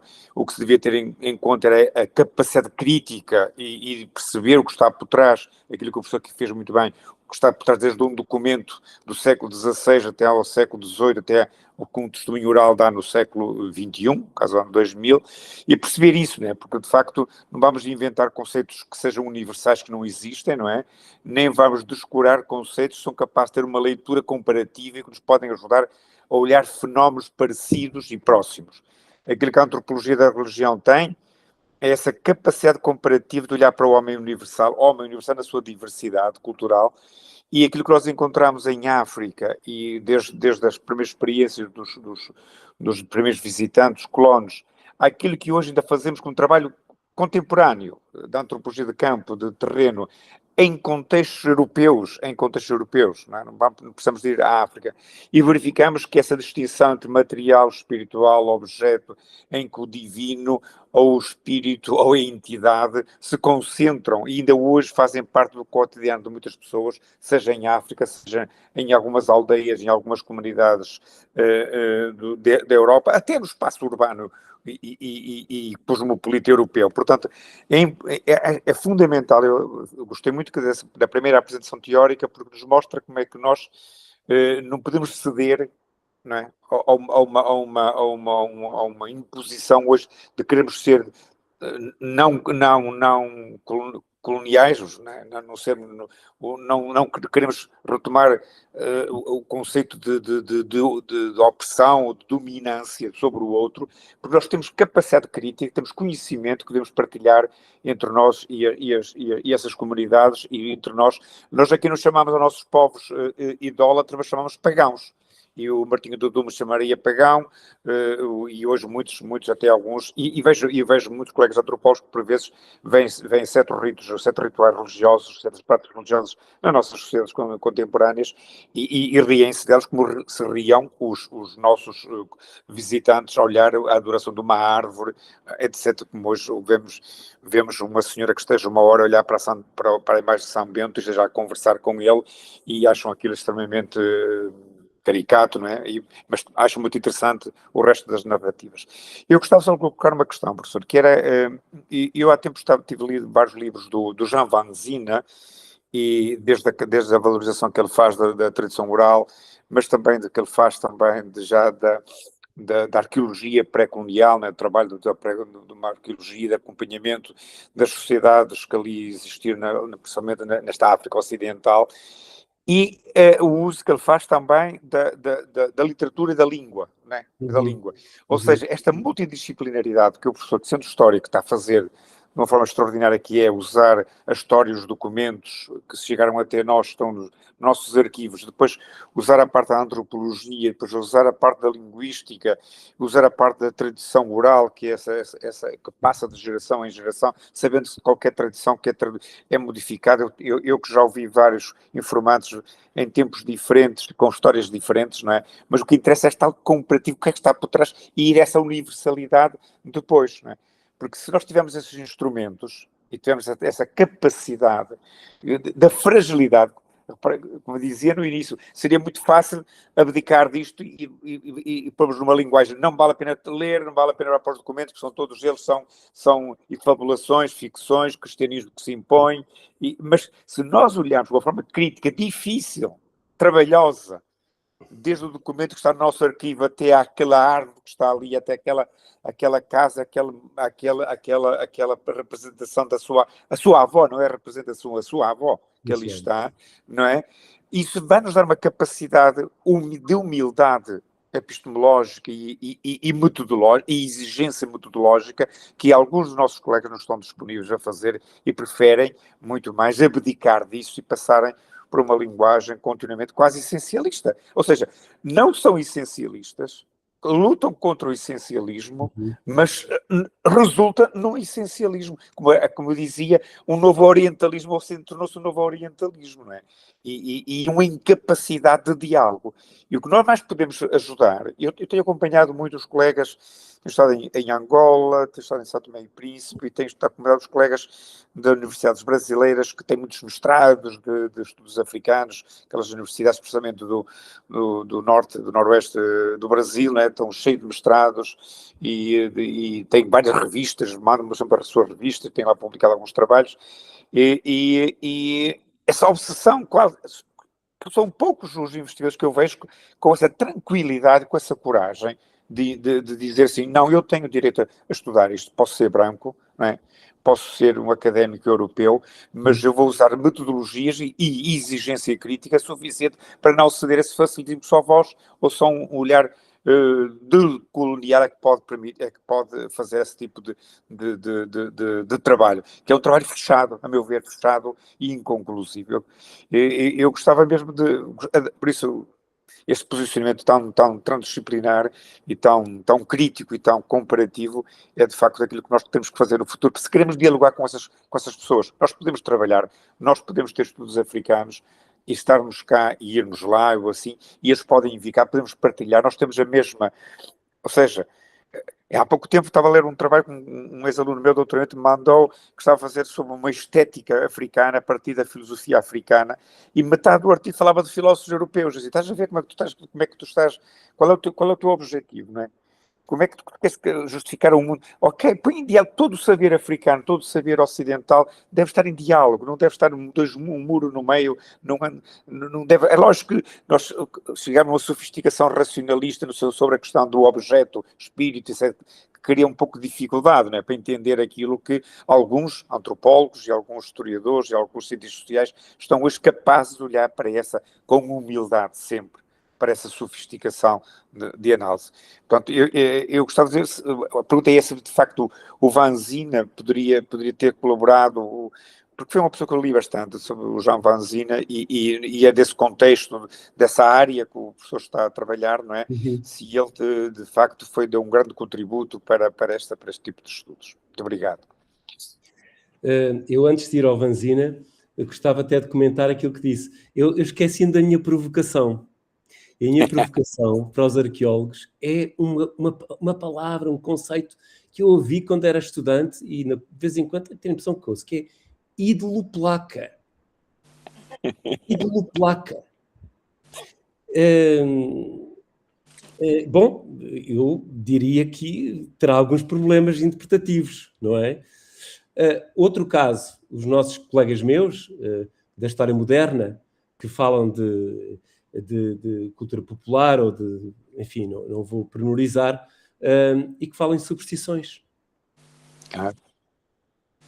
E, portanto, falta aqui muito relativismo. Falta relativismo. O relativismo não faz mal a ninguém. Sobretudo, sobretudo se ele não colocar em causa os princípios que são os princípios éticos, digamos assim, e os nossos valores. Nós somos investigadores e somos também cidadãos, não é? Como é evidente, mas o relativismo é um exercício muito importante, sobretudo em situações como as que eu aqui descrevi, claro, para os antropólogos, como eu digo, para os antropólogos isto é uma coisa absolutamente banal, mas na verdade os historiadores têm que fazer, enfim, andam de mão estendida às outras disciplinas a pedir ajuda para poderem trabalhar determinados objetos, e não há dúvida nenhuma que têm que o fazer, e têm que o fazer criticamente.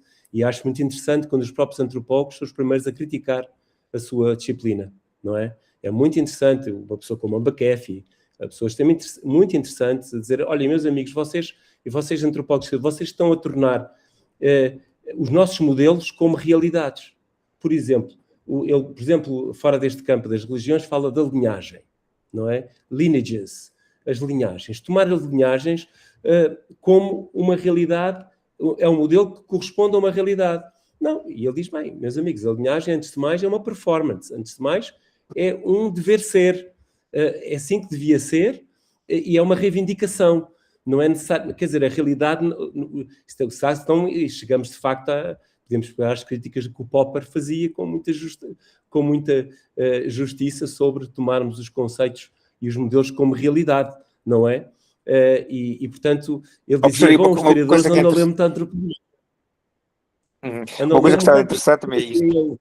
Ainda bem. Mas é engraçado, o que eu vejo muito na antropologia, nos colegas, que é, às vezes, são hipercríticos, né? Hipercríticos, que às vezes até nem aceitam um certo tipo de trabalho, porque acham logo que estão com, que eu às vezes condeno essa hipercrítica, autoflagelo, de alguma forma. Mas o que é acontece muitas vezes é a suposição de que os outros são ignorantes e burros, ou seja, quando trabalhamos com pessoas, por exemplo, se trabalhamos com uma pessoa, essa que me falou, a superstição, e as pessoas sabem, não é superstição nenhuma, eu sei o que é distinguir. Ou seja, às vezes quando colocamos as questões às pessoas, não é, que supomos na cultura popular, na cultura menos escolarizada até, as pessoas sabem distinguir. Nós já, no princípio havia aquela ideia que na antropologia que a pessoa não sabia distinguir do sagrado e o profano. É falso isso. Que não sabiam distinguir as razões, as teorias, por exemplo, mitológicas da origem da vida, da sexualidade, que não sabiam que era a relação sexual que dava origem. Que não sabiam, lógico que sabiam. Só que tinham narrativas mitológicas, narrativas do fantástico, narrativas para dar sentido à sua pertença e à importância da criança, ou quem pertencia ou quem não pertencia. Mas sabiam bem das coisas, não é? E, portanto, há essa dita, muito do discurso que a dado momento houve sobre a África, da ignorância do africano. Era nata essa ignorância. Nasceram para ser ignorantes, não serão nunca desenvolvidos, serão sempre conflituosos, não é? E nós temos provas históricas, nem que isso não existisse, a questão de ética, mas há provas históricas de tudo o contrário disso, não é? Dos grandes impérios que nós conhecemos em África e das grandes construções arquitetónicas, das grandes literaturas e da grande arte. Mas agora a provocação do professor José, vai passar lá para o professor Vítor Oliveira Jorge, que é ainda queria responder ao Vansina. Exatamente. Ainda queria responder ao Vansina. Mas repare, agora ouvindo, é muito interessante, porque mesmo a dicotomia entre sagrado e profano pode ser uma coisa muito enganadora, não é? Porque não haverá um campo puramente sagrado, um campo puramente profano, como não há em determinados contextos de religiosidade, o absolutamente bom e absolutamente mau. São noções que entraram e foram às vezes apropriadas e que hoje são largamente utilizadas pelas igrejas neopentecostais, não é? Do Brasil às ilhas, à África, que é uma demonização da realidade, não é? Uma demonização das religiões locais, a começar pelas religiões locais, mas mesmo a desconstrução não é nada cómoda. Por exemplo, nós falamos dos grandes impérios, nós podemos interrogar sobre, quando nós falamos em reinos e em impérios, o que é que nós entendemos por isso? E será que quando falamos em grandes impérios, grandes construções, não estamos também a agarrar-nos a um modelo de civilização que não é necessariamente um modelo de civilização. Quer dizer, estamos sempre nesta... Mas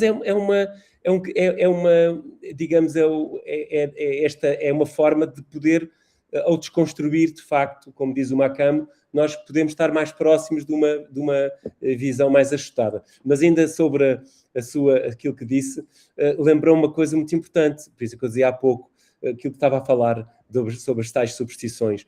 O culto dos santos. E muitas vezes é muito fácil estabelecer paralelos entre o culto dos santos popular e e o culto a determinadas entidades plurais. Quando o santo se porta mal, bate-se no santo. Quando há uma relação tocatulá com o santo, tal como há muitas vezes uma relação não cerimoniosa com as entidades sobre-humanas. Enfim, isto levar-nos-ia muito longe, mas nós não estamos... Eu não quero que passe a ideia de que há uma África exótica muito específica que é diferente do resto do mundo, que de facto não é isso que a gente quer dizer.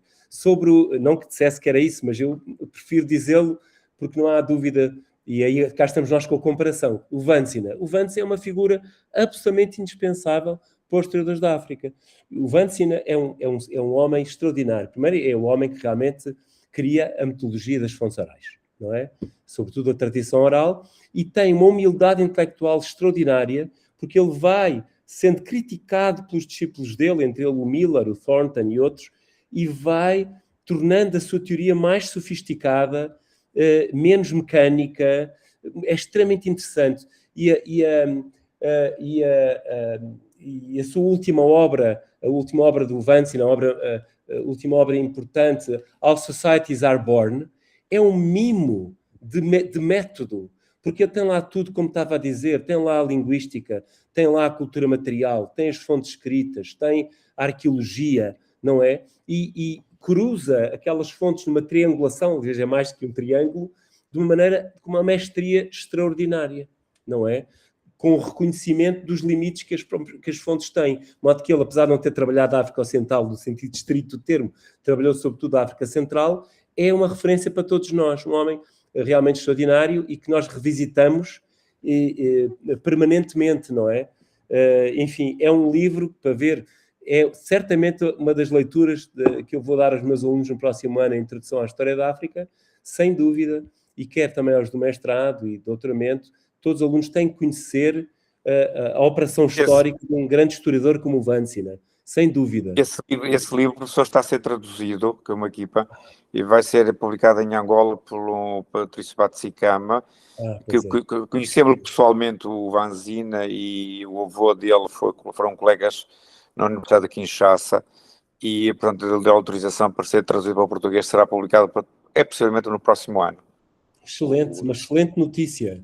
Aliás, os brasileiros e os angolanos andam a publicar muitas obras clássicas fundamentais, algumas só estavam em francês, e portanto para as novas gerações praticamente elegíveis, não é? E de facto estão a fazer dar um grande contributo desse ponto de vista, não é? Obrigado. Enfim. Estou, Vítor. Agora deixa-me cá aqui ver.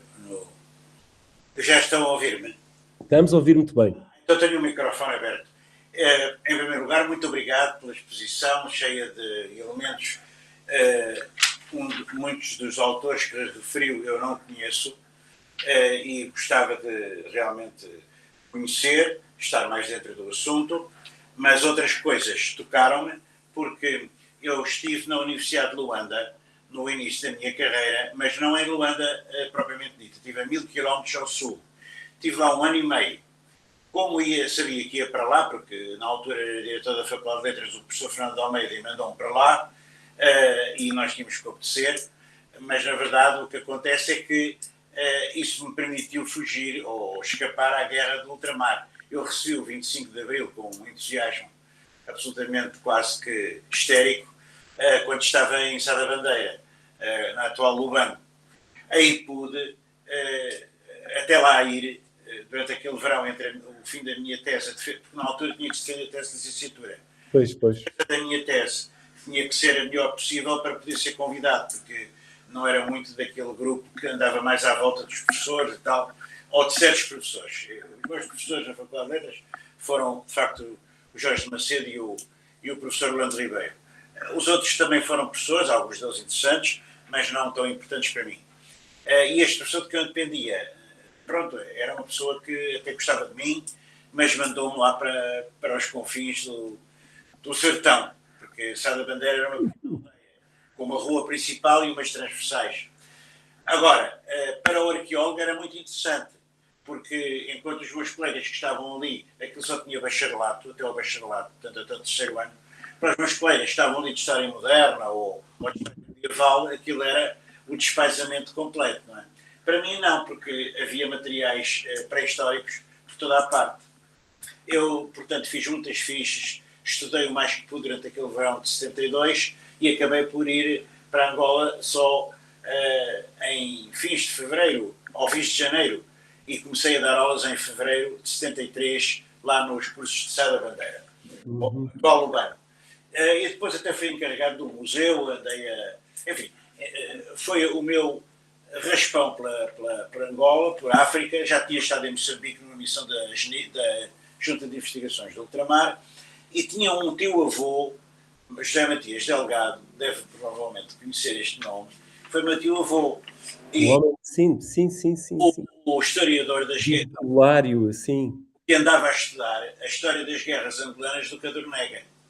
Sim, o editor do Cadornega, sim. E calculo que eu vinha descobrir na casa dos meus pais, que tinha ficado lá, porque quando ele faleceu em 32, muito antes de eu nascer, claro, quando ele faleceu, foram lá os que trabalhavam com ele na Sociedade de Geografia e na Escola Colonial, que era antes passada do ISCS, os que trabalhavam com ele foram lá buscar aquele material todo a casa, mas esqueceram-se de levar o Cadornega. E então havia lá o Cadornega, eu era miúdo, não percebia nada daquilo, não é? Mas mais tarde, aquilo, com as mudanças para Alvalade, e eu fui depois também para o Porto, muitos anos fui professor no Porto, bom, deixei de ver o Cadornega, não sabia onde é que aquilo estava. E há tempos há anos, aqui em Lisboa, tive um grande prazer em encontrar novamente o livro do Cadornega, que tinha estado emprestado, era da Sociedade de Geografia, tinha sido pedido à Sociedade de Geografia, de que ela era membro, o meu tio-avô, e fui dá-lo ao seu real proprietário. Portanto, que ficou todo contente, a senhora que lá estava, porque é a primeira edição do Cadornega que eu levei. Bom, mas isto só para dizer que a minha passagem por estes assuntos é, portanto, um pouco superficial. Eu estava, de facto, a fazer um estudo sobre a pré-história e a história do Planalto da Huila, onde estavam instalados os cursos de letras.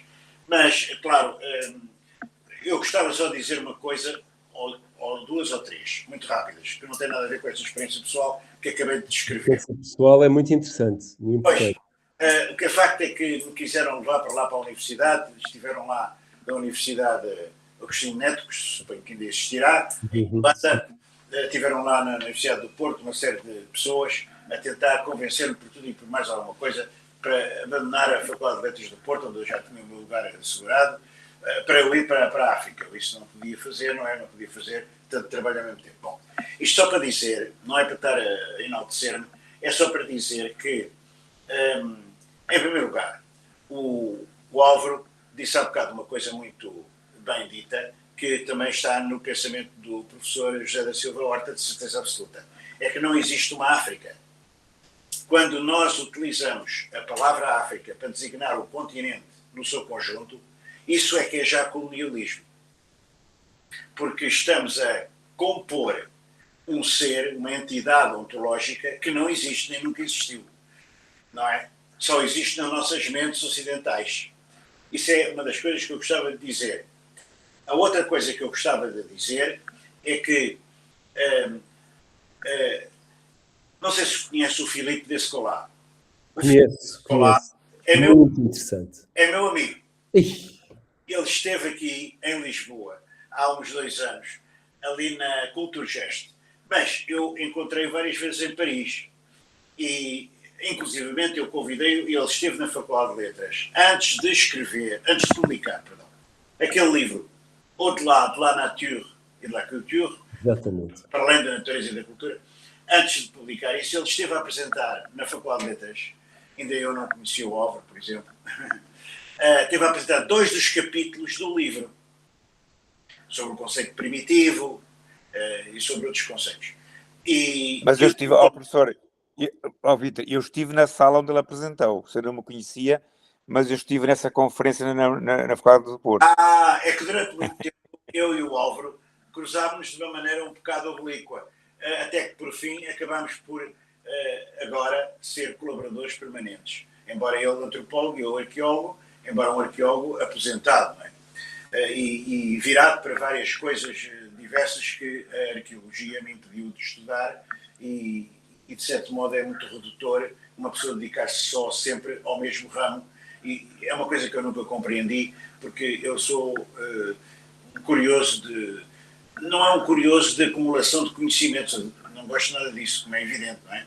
Isso seria um positivismo enciclopedista, não é isso. Eu gosto é de linkar, eu tenho esta palavra que é um galicismo ou um anglicismo, mas tenho esta palavra, linkar, eu até já escrevi qualquer coisita que pus lá na Academia do linkando, porque é importante, é muito importante estabelecer links. Eu penso que é aí que está o núcleo da inteligência humana, é na capacidade de estabelecer paralelos, não é comparações, porque podemos comparar tudo com tudo, mesmo quando a gente diz que uma coisa é incomparável, na verdade é muito diferente, mas é sempre comparável. Nós podemos comparar coisas de dimensões diferentes, coisas enfim. Mas o que eu queria dizer é que o Descola introduz um certo relativismo nas culturas a partir daquelas 4 ontologias conhecidas, não é? Que ele expôs: o analogismo, o totemismo, o animismo e o naturalismo. E esse relativismo é criticado num livro pequeno que foi editado por um autor da Universidade, suponho que de Dijon, ou de Lyon, em França, que reuniu o Descola e o Tim Ingold. E o que é que ele vai pôr frente a frente? Vai pôr frente a frente, digamos, 2 coisas incompatíveis.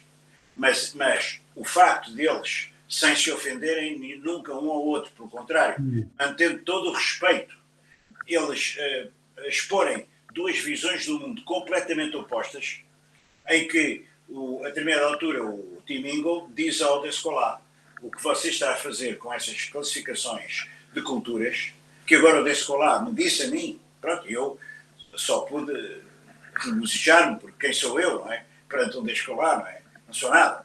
Mas o Descola publicou aquele livro, já depois desse, em que ele estuda as figurações, as imagens das culturas em função destas 4 dicotomias, o que é muito criticável. Isso aí já... E agora, eu julgo, ele disse-me que estava a escrever um livro sobre as paisagens e sobre o conceito de natureza ou paisagem, segundo estas 4 culturas ou ontologias, que evidentemente seria uma ambição desmedida, porque vai muito para além do seu mestre, do Levi-Strauss. Porque, claro, se ele conseguisse determinar que no mundo só há 4 possíveis mentalidades genéricas nas quais se encaixa tudo, e depois até se encaixam as visões que o ser humano tem sobre as figurações, sobre a estética, ou sobre figurações em geral, signos, etc., visuais, gráficos, e agora até das próprias visões do ambiente ou da paisagem ou da natureza, bem, isso é realmente, quer dizer, fazer quase que a curvatura a circularidade do quadrado, ou como é que se diz? Sim, a circularidade do quadrado. Ora bem, o que eu quero dizer com isto é o quê? É que eu não tenho pejo, ou não teria pejo, se tivesse feito a minha primeira tese, que era sobre aquele planalto da Huila, não teria pejo nenhum de ter uma perspectiva ocidental, porque eu não posso sair dessa perspectiva ocidental. Isso tanto o Tim Ingold como o Descola acabam por concluir nesse debate que têm. É impossível. Nós não somos Deus. E uma das coisas que a ciência ocidental, às vezes, porque nasceu no século XVII e nós sabemos em que condições, não é? No sentido de, num certo modo, de negar a teologia medieval. Não é? No fundo, o que o Descartes faz é tentar cortar o nó górdio da teologia medieval. O Kant dá-lhe uma outra pancada bastante valente, mas mantém ainda a ideia de Deus, e o Hegel então elimina. E, portanto, a partir daí nós estamos dentro de uma situação em que andamos à procura de um grande e outro pai protetor. Não temos. Mas estas sociedades tradicionais têm. E há muitos crentes em todo o mundo, e na Europa, e em Portugal, evidentemente, que vão a Fátima, que vão a outros santuários, que vão ao santuário estrangeiro e que são crentes. E eu tenho a impressão até que o meu colega e amigo, e acho que não estou a fazer com isto nenhuma indiscrição, é um crente cristão. E eu respeito muito nisso. Eu costumo dizer de mim próprio que sou um ateu cristão. Porquê? Porque eu fui educado como cristão. Os princípios do cristianismo são a base do meu interesse pela filosofia, porque não entendia muita coisa na catequese que me queriam dizer, era inverosímil, não é? Aquilo eram mitos, e eu precisava de uma explicação racional como miúdo que era, não é? E não me a souberam dar, de maneira que ando à procura dela. Bom, isto só para dizer, portanto, que como nós não nos conseguimos desprender nunca do nosso lugar, a forma mais honesta, creio eu, é dizermos assim, olha, eu estou neste lugar, eu posiciono-me nesta situação, e nesta situação eu vejo isto, mas você, que está noutra situação, pode ver de outra maneira. E aquele que é um africano, seja da África Ocidental, seja da África do Norte, que é outro mundo, seja da Abissínia ou da Etiópia, que é outro mundo, seja da África do Sul, que é outro mundo, seja da África Central, que é outro mundo, etc., podem todos eles ter a sua, podem e devem, ter a sua perspectiva sobre estes problemas radicais do ser humano. Não é?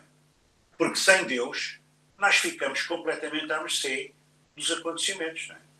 E é isso uma das razões pelas quais o mundo atual está tão doente. É porque há muita gente que é descrente. Ou então substituiu a sua crença, não é? Por um líder, como podia citar 3 ou 4, mas não vale a pena, não é? É até feio dizer estes nomes. Portanto, substituíram por uns líderes, não é? Por exemplo, só dou um exemplo, o movimento MAGA, não é? Para o movimento MAGA, Trump é Deus. Isto é uma coisa horrível. Horrível. Isso é conspurcar o nome de Deus, é dizer o nome de Deus em vão, não é? Como me ensinaram na religião cristã. Bom, mas isto só para dizer que eu acho que nenhum de nós consegue atingir a totalidade. Isso é um absurdo. A realidade, ela própria, nunca é totalizável, por uma simples razão. Porque eu estou aqui e agora, eu às vezes dizia aos meus alunos na Faculdade de Letras do Porto o seguinte: se eu estou a dar uma aula sobre o Paleolítico Superior, imaginemos, eu sei mais sobre o Paleolítico Superior, claro que a dimensão pode-se dizer que é incomparável, mas tudo é comparável. Eu dizia-lhes, para eles terem uma ideia, eu sei mais sobre o Paleolítico Superior, sobre o que aconteceu hoje no Porto, que é contemporâneo meu. Porque eu vim de casa para aqui, não ouvi as notícias da manhã, não sei quais foram os resultados dos jogos ou das disputas sobre qualquer assunto de ontem, não sei o que é que está na ordem do dia. Portanto, eu estou aqui e estou, de certo modo, desbussolado. Enquanto que sobre o Paleolítico eu tenho uma bússola, eu já sei aquilo que quero dizer aqui, e até as dúvidas que tenho. Porque saber que se tem dúvidas sobre todas as coisas é fundamental. Quer dizer, ou seja, a realidade não é totalizável, nem cada um de nós pode ser tão ambicioso que queira totalizar, que queira pôr-se do lado. De qual lado? Eu não posso ser africano. Eu não nasci em África, eu não nasci num ambiente em que desde miúdo fui introduzido dentro de crenças e de hábitos e de costumes e de ideologias e de ontologias, se quisermos usar a palavra do Descolar, africanas. Também não sou sul-americano. Também não sou norte-americano. Eu, por exemplo, não gostava de viver nos Estados Unidos. Não é por causa agora lá do Trump. Não gostava já antes. Porque é um mundo que me é alheio. O meu mundo é a Europa. Eu sou eurocêntrico. Eu tenho orgulho em ser eurocêntrico. Anda toda a gente a dizer, eu não sou eurocêntrico. Eu sou universal. Quer dizer, querem ser deuses. Não, eu sou eurocêntrico. Eu sou eurocêntrico. Agora, a partir do meu eurocentrismo, como é que eu o equaciono? Eu não vou ser um eurocêntrico dogmático. Eu vou ser um eurocêntrico sempre e sistematicamente autocrítico. Dizendo, não, eu perspectivo tudo a partir da história da Europa e tento ver o que há de positivo e o que há de negativo, não é? Na história da Europa, que é muita coisa negativa, como a gente sabe todos. Não sei se me faço entender. Portanto, adotar uma perspectiva que já ela é parcial, mas parcial honesta. Parcial baseada em documentação e em estudo e em leitura. Não é pôr-me a dizer opiniões quaisquer. Eu penso que devemos adotar a perspectiva de Hegel, que é o contrário daquilo que a maior parte das pessoas dizem sobre Hegel. Eu sou uma pessoa que estou a ficar hegeliano. E porquê? Porque eu ando a estudar desde 2006, já há 20 anos, que eu ando a estudar a obra do Slavoj Žižek, que é um filósofo esloveno. E o Slavoj Žižek é um hegeliano. É também um pouco marxista, mas não tanto que vá na linha tradicional de se dizer que foi o Marx que pôs o Hegel com os pés no chão. O Hegel era um idealista, estava no céu, andava lá nas ideias, porque não percebeu. O Marx não percebeu o Hegel de uma maneira completa. E ainda amanhã vou fazer mais uma sessão de um curso sobre Zizek, que aliás está no meu canal do YouTube, as sessões anteriores, do ano passado e deste ano. Claro que agora estou com uma consciência muito grande da minha grande incapacidade de abarcar mesmo o próprio Zizek, não é? É incrível. Só nos últimos dias, nos últimos meses, houve dois grandes colóquios mundiais de homenagem ao Zizek. O Zizek neste momento é um Heidegger, ou é um Hegel, ou é um Platão, ou é um Aristóteles do nosso tempo. E a maior parte das pessoas não liga nenhuma.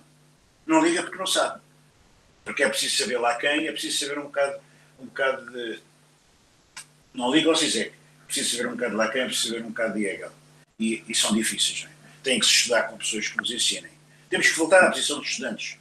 Em suma, vou ser rápido porque o Álvaro tem que tomar um avião muito cedo, está na Croácia, não creio que isto seja indiscrição, e está ali um bocado já cansado.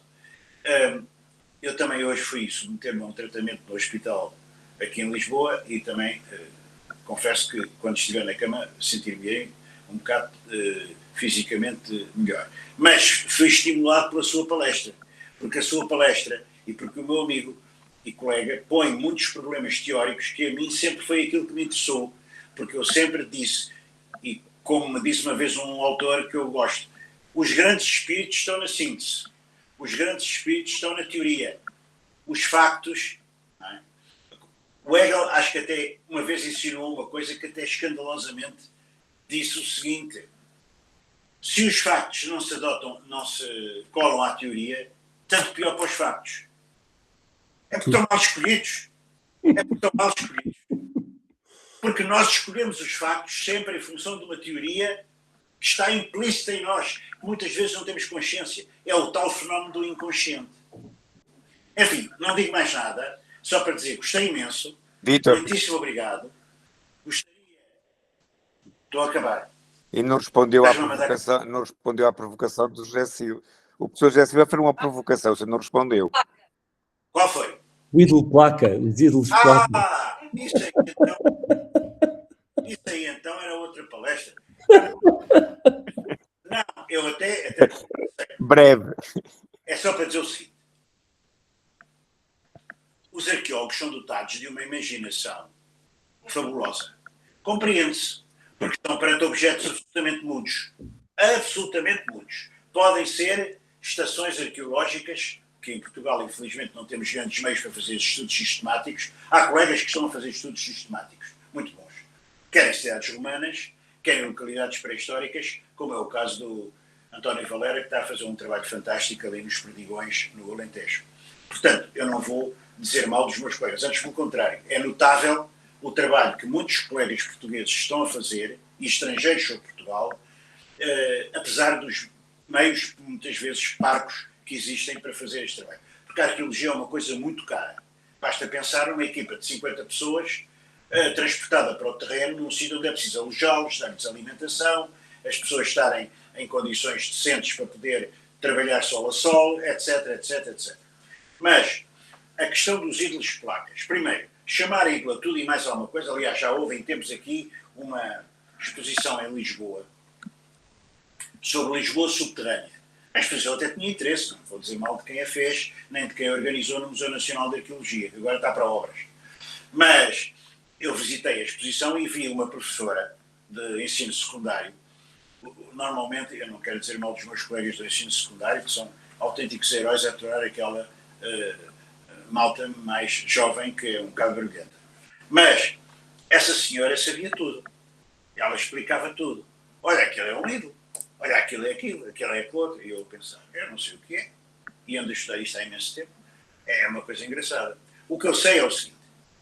Há um tipo de placas de xisto que são afeiçoadas, polidas, que algumas são claramente fenestradas para dar a ideia dos braços. Muitas têm 2 olhos que são não só representações oculares, mas representações muito possivelmente alusivas ao Sol.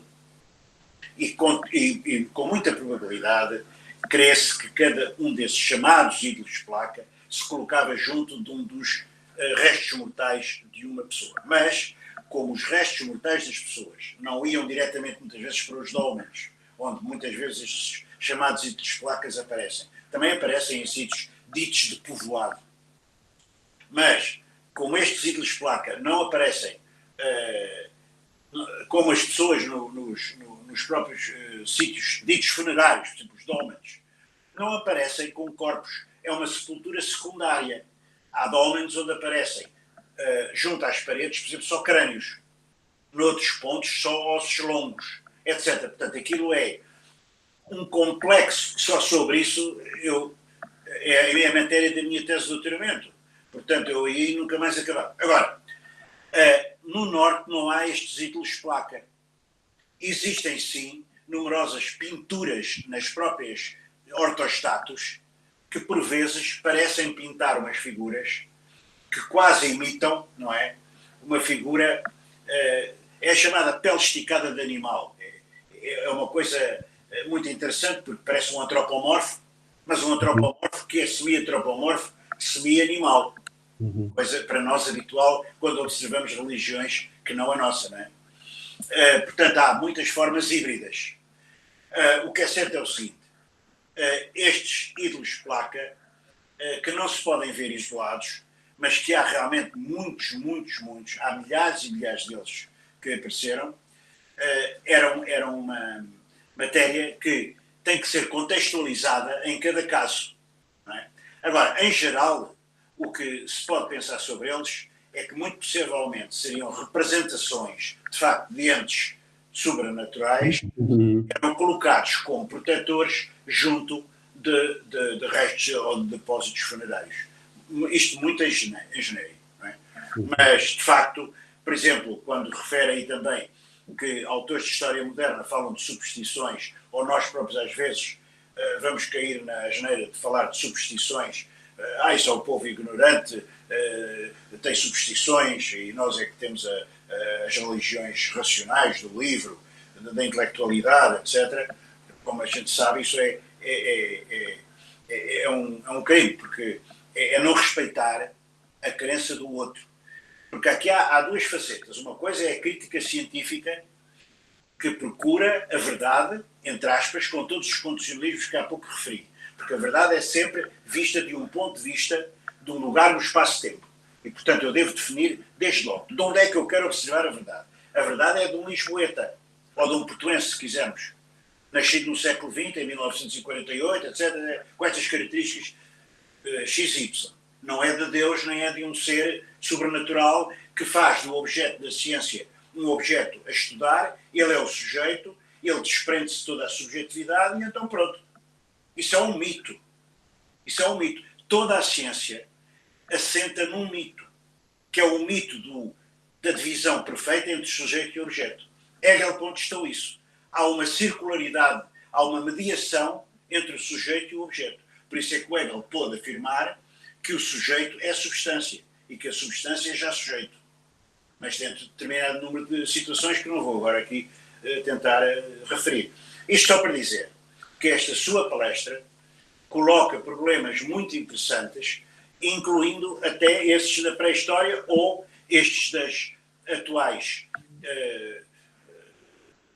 simplificações do outro, que é estar a tratar como superstições coisas que nos deviam suscitar um enorme respeito. Só termino com uma história. Um dia, com dois colegas de arqueologia, no Alentejo, fomos lá a um sítio remoto que ficava perto de Espanha, num enclave qualquer, não sei se era ali para o Landroal, um sítio qualquer muito remoto do Alentejo. E numa capelinha entramos, e eu saí logo, porque vi que só lá estavam senhoras de uma certa idade, com uma estátua, com um berçozinho do Menino Jesus, e uma pessoa que era, na altura, bastante ligada a mim, entrou e veio-me dizer, elas estão a falar com ele como se fosse uma pessoa. E eu disse, eu já não vou entrar, eu não vou interromper esse diálogo. Ou seja, nós temos que ter um respeito muito profundo por aquelas senhoras para quem o Menino Jesus estava ali presente. E afinal de contas, quando nós ouvimos uma ópera, quando nós lemos um livro que nos fascina, quando nós vemos um filme de um grande realizador, não atingimos nós êxtases que, de certo modo, quase podíamos dizer que são atos quase de fé, de entusiasmo extraordinário. Portanto, não podemos nunca criticar a fé dos outros. Isso é um insulto às pessoas, penso eu. Peço desculpa. Obrigado, Vítor. Obrigado. Não sei se o Dr. José quer acrescentar alguma coisa.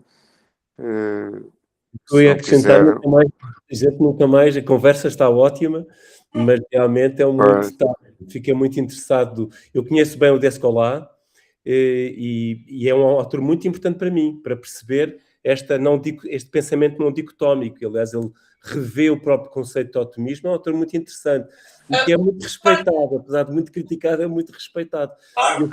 Eu fico muito interessado em ver esse livro que falou, pois por e-mail vou-lhe pedir esta referência. É assim, sobre o ponto de vista, eu creio que eu percebo o seu ponto de vista em relação ao eurocentrismo, mas eu acho que que é muito interessante quando o relativismo nos torna a capacidade de nos colocarmos no ponto de vista do outro. E é isso que a história da África faz. É realmente pensarmos a realidade por um outro prisma, não é? É um enorme desafio, é muito difícil, como é evidente, mas eu acho que vale a pena, não é? Acho que vale a pena. Aliás, o pré-historiador, o que é que pode fazer se não isso? Então, se quer ter um outro com quem falar, tem que inventar um outro.